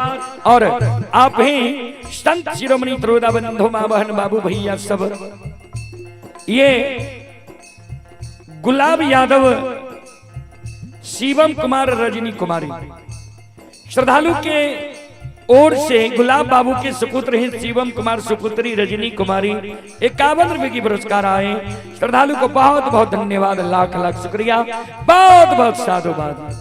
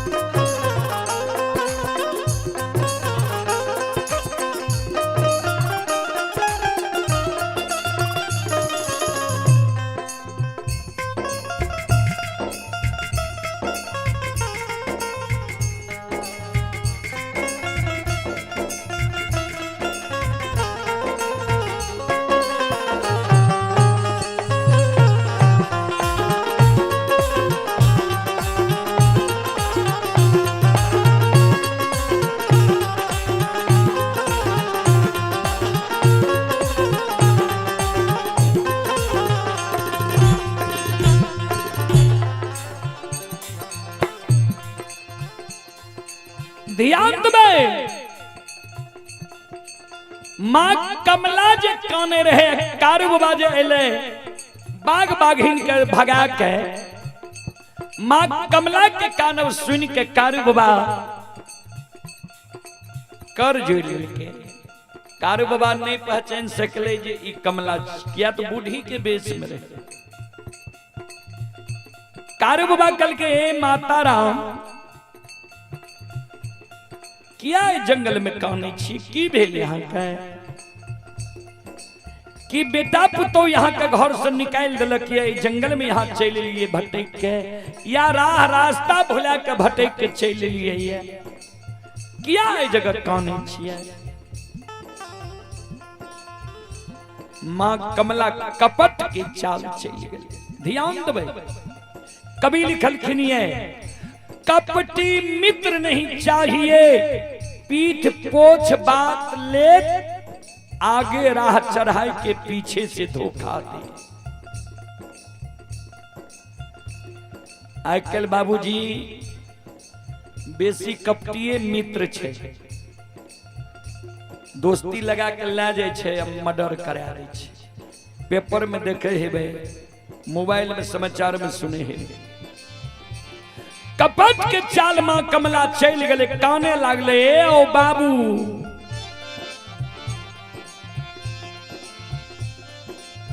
आज ये जंगल में हम देख लिए तोरा बाग बाघिन जे घेर ललकर है,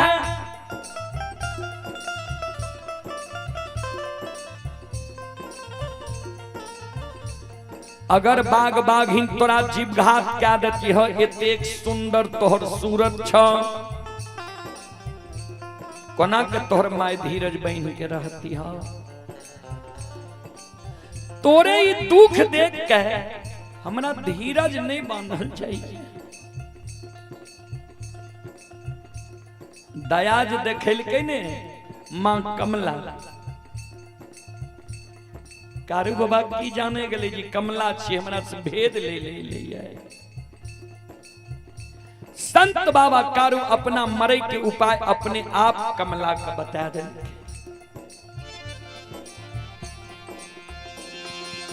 हे माता, अय बाग बागिन से हम मरे वाला छियै, सुन लिया।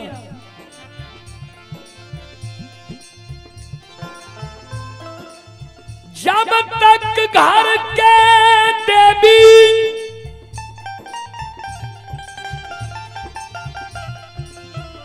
माँ गहिल हमरा पर सम्मुख समाधान रहते।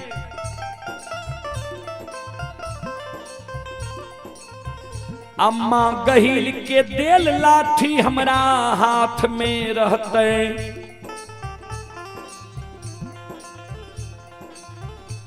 बाबूजी माँ गहिल के देल लाठी रहे कारू बाबा के हाथ में, कहबे कोना। एक दिन संत बाबा कारू के माता मायामती अनन्य भक्त रहे माँ गहिल के। जा तक माँ गहिल के पूजा नहीं करे ता तक भोजन नहीं करे। प्रथम बार जे कारू बाबा जंगल एले गाय चराबे ले, माँ मायामती बेटा के कारण गहिल के ओसार पर पूजो करे, धूप दीप जलावे, कान गे माय गहिल एगो बेटा हमर पढ़ लिख के विद्वान भए गेले, आ मंझला बेटा हमर गाय के गेबार भए गेले, जंगल झाड़ में रहे छे। हमरा मंझला बेटा पर एक नजर माय तू देने रही है, जे कुश के कलेप नहीं लागे। माँ गहिल प्रत्यक्ष भए गेले। कल के सेवकी तो हमर अनन्य भक्त छे, हमर पूजा करे छे श्रद्धा और विश्वास से। लाठी जे गहबर में रहे, कल के ले ई लाठी जा तक कारू के हाथ में रहतो ता तक कारू के कोई देवी देवता जीव जंतु दैत भूत नहीं मार सके छो। वह लाठी माँ मायामती कारू बाबा के दल के रह जे कारू सुतते बैठते उठते लाठी के हाथ से नहीं छोड़ी हो। जा तक की लाठी तोरा हाथ में रहता ता तक तोरा कोई संहार नहीं कर सके छ, नहीं मार सके। कारू बाबा अपना मरे के उपाय अपने आप कमला के अधरी जंगल में बता रहे। हे माता राम, जा तक घर के देवी माँ गहिल हमरा पर सम्मुख समाधान रहते।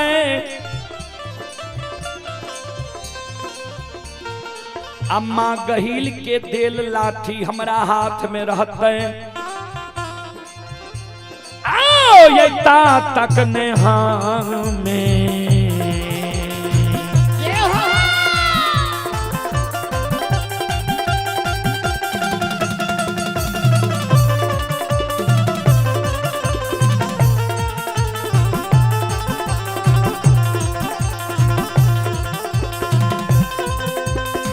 ये माता जी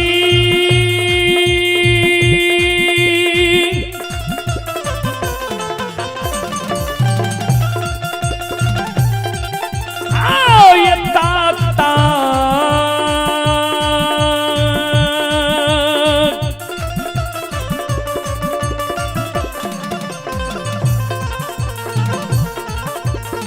तक नेहा में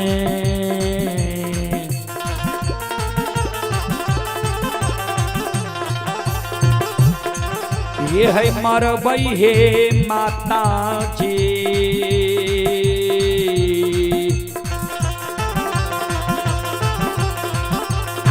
नहीं मरबई दुनिया ये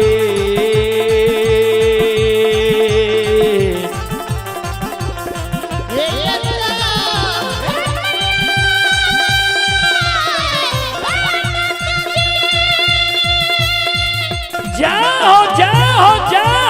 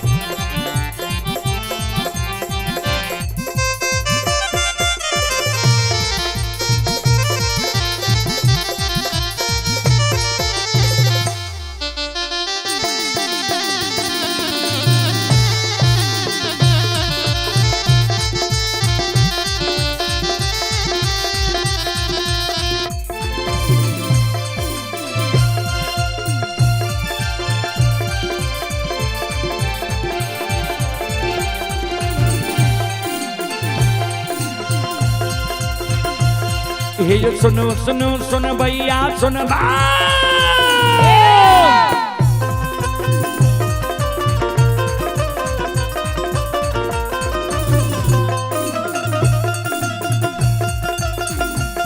ये जो सुनो सुनो सुन भैया सुन भैया भैया बज भैया सुन भै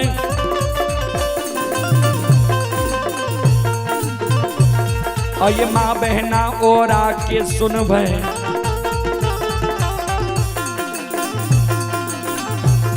ये धर्म की बात ध्यान से सुन भै मालिक की लीला के सुन भै बरबर लीला को सैर चल के माया लगिल के रास चल का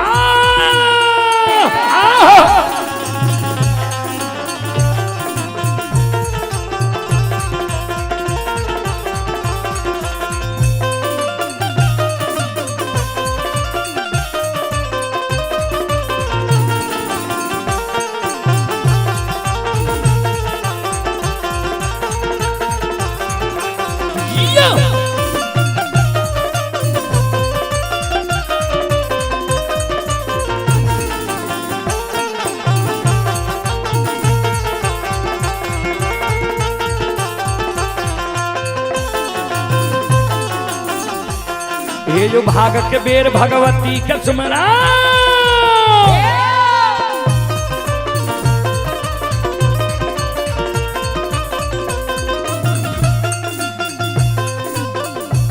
ये जो भाग के बेर भगवती के सुमरो सादा भवानी जगदम्बा के सुमरो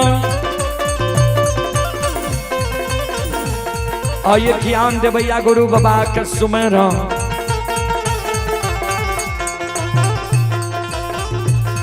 ये विद्या के दाता सरस्वती के सुमरो गौरी के पुत्र गणेश के सुमरो उमापति महादेव के सुमरो हरे वीर पवन सुत के सुमरो दुर्गा काली महाकाली के सुमरो सभा के बीच धर्मराज के सुमरो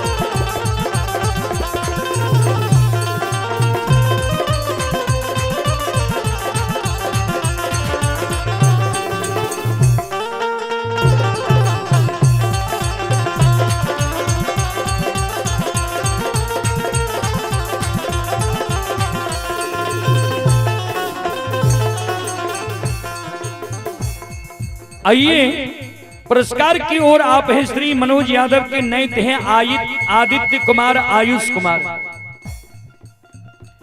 हरदिया के निवासी ही श्रद्धालु की ओर से 101 रुपए की पुरस्कार आए। आप हैं गांगू यादव ओरा उनके सुपुत्र हैं छत्तीस कुमार श्रद्धालु की ओर से शानदार 101 रुपए की पुरस्कार आए। गांगो यादव के पोता ही सोलू कुमार की ओर से 101 रुपए की पुरस्कार आए। श्रद्धालु को बहुत बहुत धन्यवाद, लाख लाख शुक्रिया, बहुत बहुत साधुवाद। जय हो दानी श्रद्धालु की जय हो, उनके समस्त परिवार की जय हो।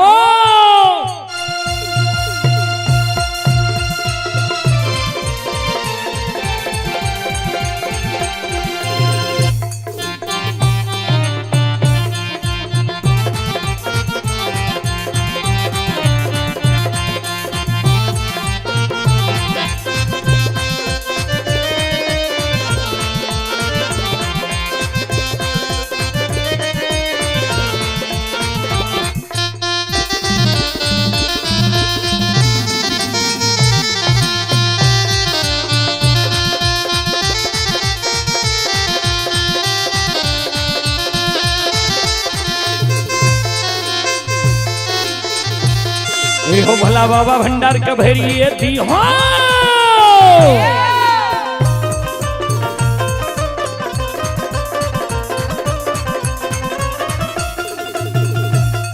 के दीप सरस्वती जलई हो। ये तन से नहीं भूलता मन से नहीं छोड़ता, सर में सबैया सेवक कह दी हो, सेवक के मन के मनोरथ बुरई हो, बिगड़ल काम कभी मल बनई हो।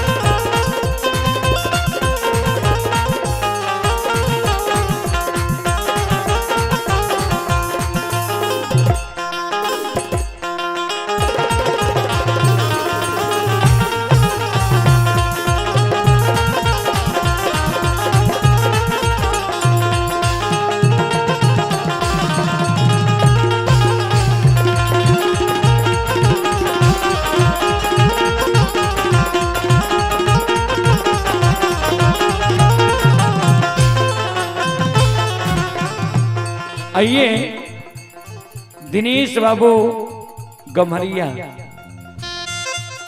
दिनेश बाबू गम्हरिया की ओर से श्रद्धा की साथ बड़ी उदार दिल से 101 रुपए की पुरस्कार आए। श्रद्धालु को बहुत बहुत धन्यवाद, लाख लाख शुक्रिया, बहुत बहुत साधुवाद। जय हो दानी श्रद्धालु की जय हो, जय हो दानी श्रद्धालु के समस्त परिवार की जय हो।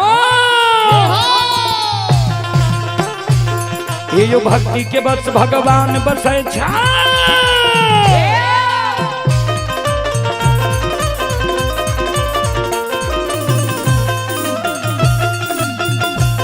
ये जो भक्ति के बस भगवान बसे छै, जे सब मालिक के भक्ति करल के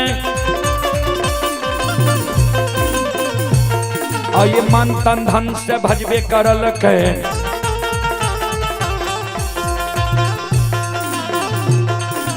ओकर बेड़ा पार करे छे, घड़ी में घोर गोसाई उठबे छे, पल में परले मचाइए दै छा।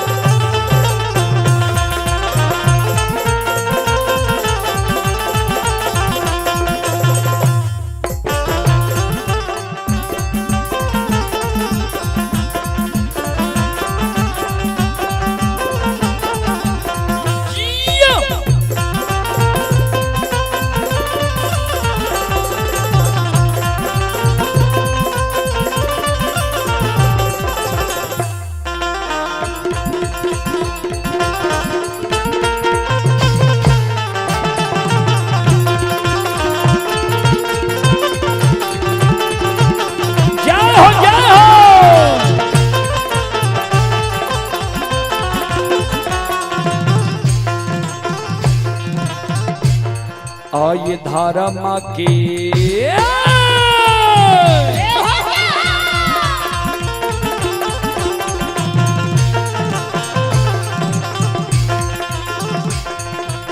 हे यो बाबा धर्म के लीला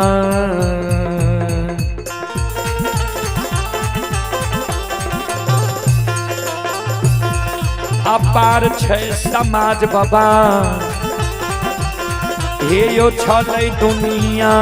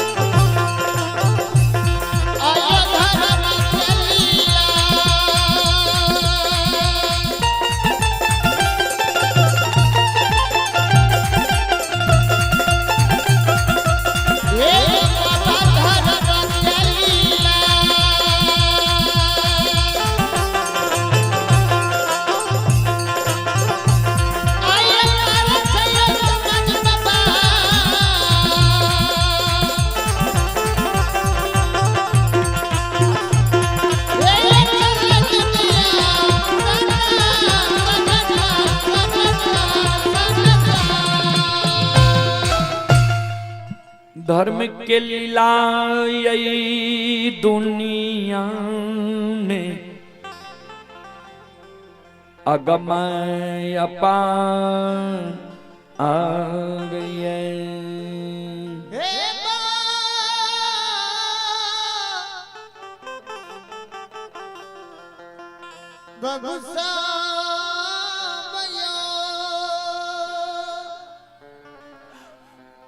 श्रोत सज्जन वृंद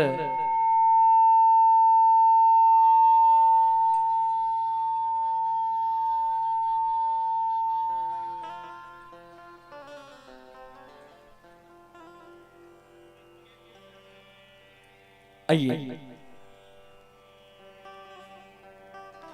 आप ही प्रियांशु कुमार, दिव्यांशु कुमार, छोटू कुमार पिता जसवीर यादव की ओर से 101 रुपए के पुरस्कार आए हैं और सुखासन से आप हैं अमलेश कुमार की सुपुत्र सूर्य राज की ओर से 101 रुपए की पुरस्कार आए हैं। श्रद्धालु को बहुत बहुत धन्यवाद, लाख लाख शुक्रिया, बहुत बहुत साधु।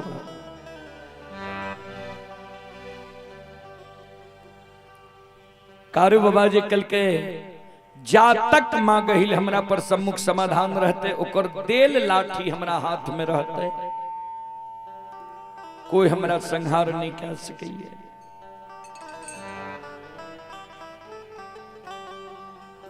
कमला कल के अच्छे तो तोरा पर गहिल बहिन की कृपा छा, जा तोरा पर गहिल बहिन के कृपा छो भागा तोरा हम अवश्य मारबो।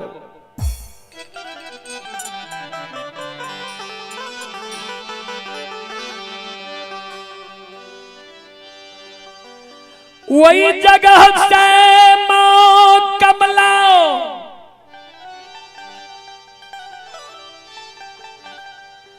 ओ दृश्य अवस्था में उड़ाल उड़ाल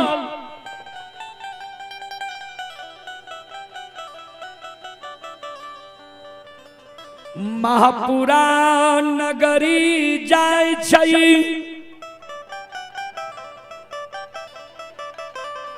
अम्मा गहिल के गहबर के ओसार पार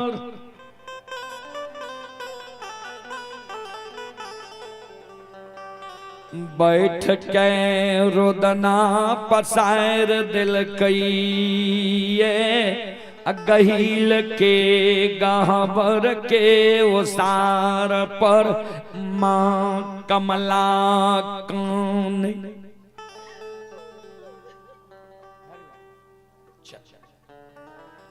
चलो समय 3 बज गए, ओने दू दू गो भगत तो छे आ 5 गो मंडली में कुछ गावैयो ले बच गेले। अब यहाँ जगह विराम करियो क्या तो पूरा सुना देवे तो फिर यहाँ सब नहीं लेवे कारण इतने पर रह दिए। चलो सबसे आग्रह करवे एक बार दोनों हाथ से ताली बजा के आ मुंह से भगवान के नाम ला के यहाँ सब गाय लियो, भगवान के दरबार में हाजिरी लगा लियो सबसे। चलो सब मिलके दोनों हाथ ऊपर करियो, सब माय बहन बाबू भैया सबसे आग्रह करो और ताली बजेबे गेबे। बोलो राम सिया राम जय जय राम, राम सिया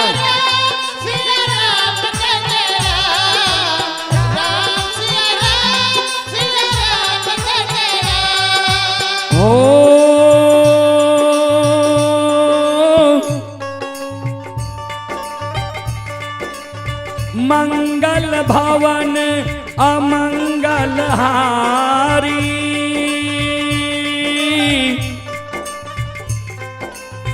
तार बहु दशरथ अजीर बिहारी।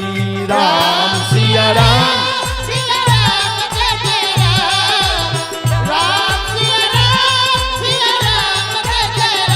बोलो राम सिया राम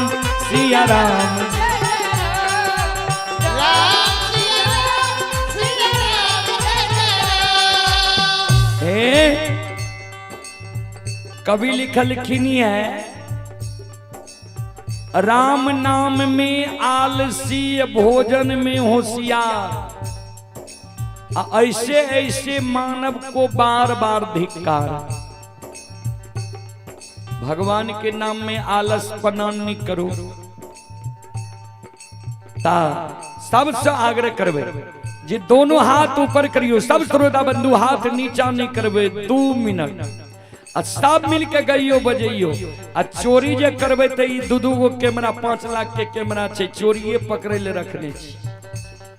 ओरेटा के लोग ने पूरा विश्व के लोग देख रहे, दुबई अमेरिका नेपाल पाकिस्तान हर जगह के लोग देख रहे, ये ओरेटा के लोग ने। एहि कारण दोनों हाथ ऊपर करियो। आ गाँव के लोग जे दोसर राज देश में हेते ने कहते फलना बाबा हाथ उठेने छे, फलना बाबा हाथ नीचे करने छे। एहि कारण हाथ ऊपर करियो, सब मिलके गइयो बजइयो। बोलो राम सिया राम जय जय राम, राम सिया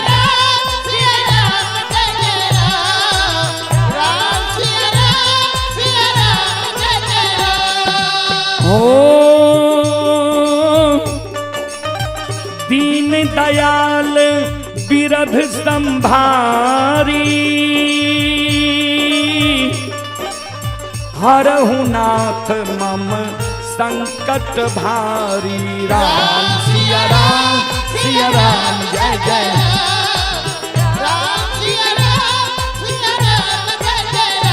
बोलो राम सिया राम जय जय राम, राम सिया राम।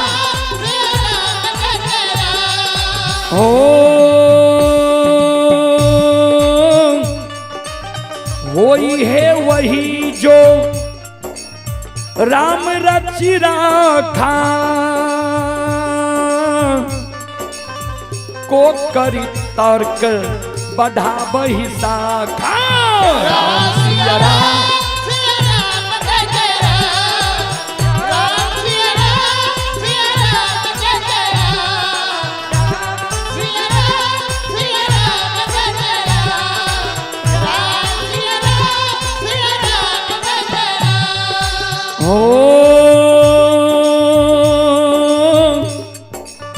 धीरज धर्म मित्र अरु नारी,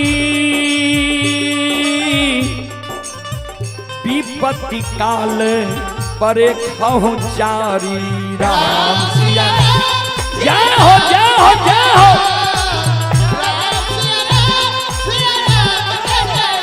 बोलो राम सिया राम जय जय राम, राम सिया राम जय जय राम, राम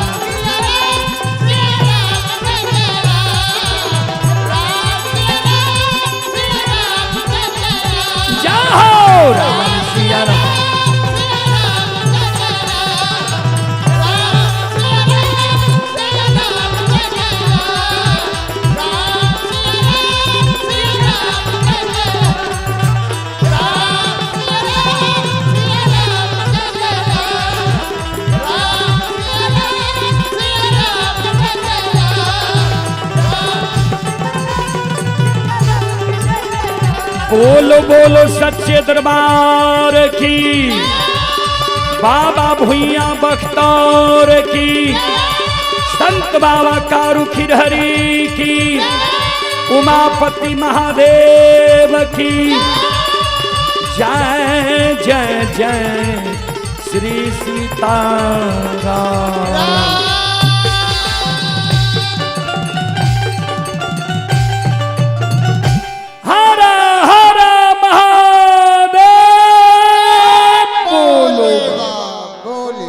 आइए मानव कुमार के ओर से 101 रुपए के पुरस्कार आए। आशीष कुमार, प्रियम कुमार, सहरबन्नी के निवासी 101 रुपए के पुरस्कार आए। आप हैं प्रभात कुमार, दीप शिखा कुमारी, पिंकेश कुमार पिता जसविंदर यादव की ओर से 101 रुपए के पुरस्कार आए। और आप हैं विकास यादव, पुत्र प्रियांशु कुमार, सुधांशु कुमार, सुपुत्री साक्षी कुमारी, मानवी कुमारी की ओर से 201 रुपए के पुरस्कार आए। श्रद्धालु को बहुत बहुत धन्यवाद, लाख लाख शुक्रिया, बहुत बहुत साधुवाद। चलो अब अपने सबसे हम क्षमा चाह माफ करियो और अनोखा कार्यक्रम देखियो।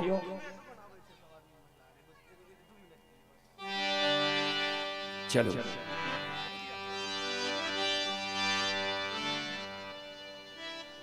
काथी केरा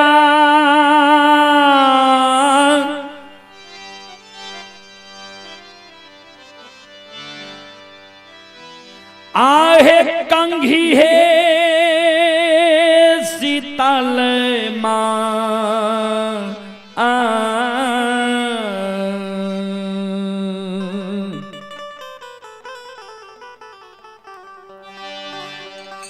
काथी लागल मुखदा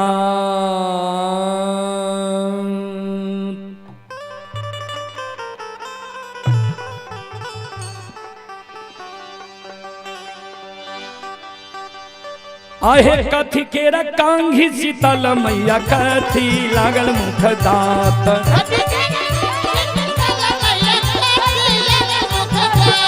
कथी केरा कंघी है शीतल मैया, कथी लागल मुख दात,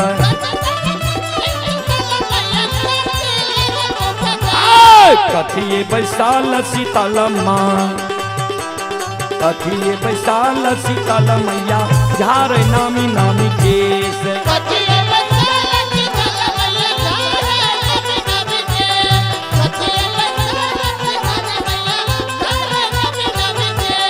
कथी केरा कांघी शीतल मैया, कथी लागल मुख दात,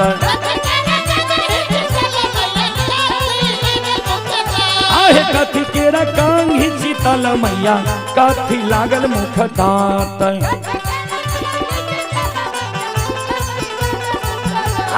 कथी बैसाल शीतल माँ, कथी बैसाल शीतल मैया, झार नामी नामी केस,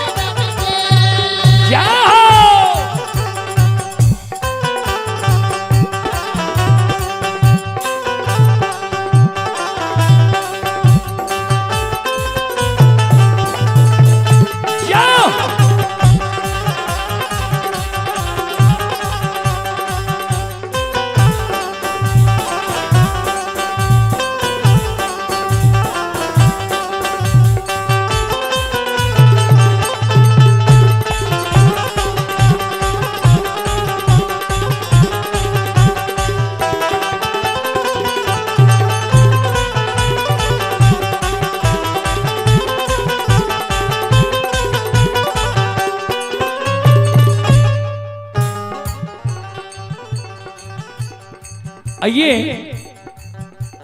एक छोटा बच्चा की ओर से 101 रुपए की पुरस्कार आए हैं।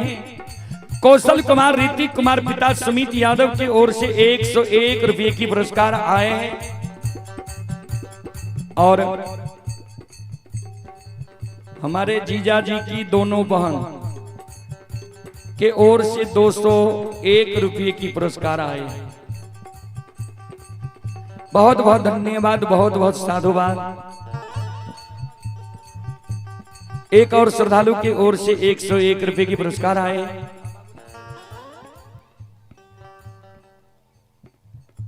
आई छोटी बच्ची की ओर से 101 रुपए की पुरस्कार आए। बहुत बहुत धन्यवाद, बहुत बहुत साधुवाद। सभी की मनोकामना को भगवान पूर्ण करे। जय हो दानी श्रद्धालु की जय हो, उनके समस्त परिवार की जय हो।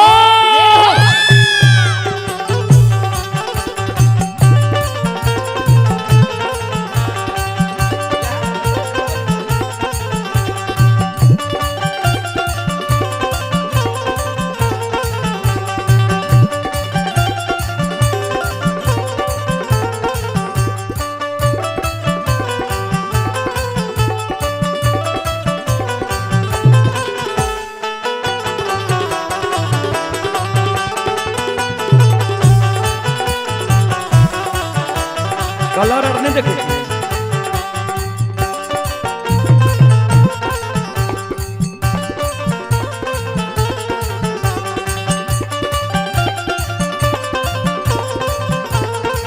जाओ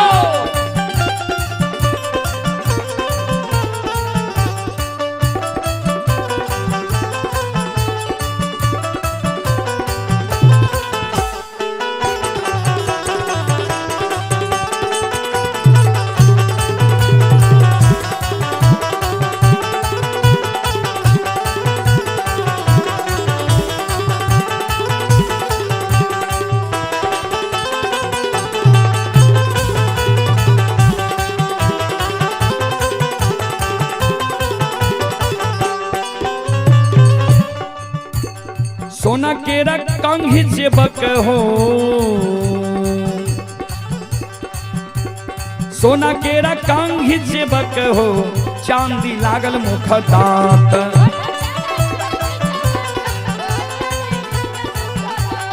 सोना केरा कंघी जेबक हो, चांदी लागल मुख दांत।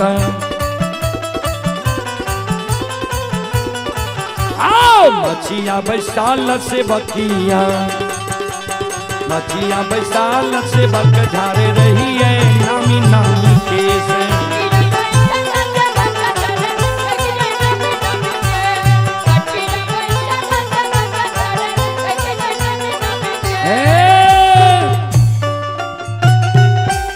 आइए आप हैं ये स्तुति कुमारी सत्यम कुमार सुंदरम कुमार पिता इंद्रदेव यादव की ओर से 101 रुपए की पुरस्कार आए।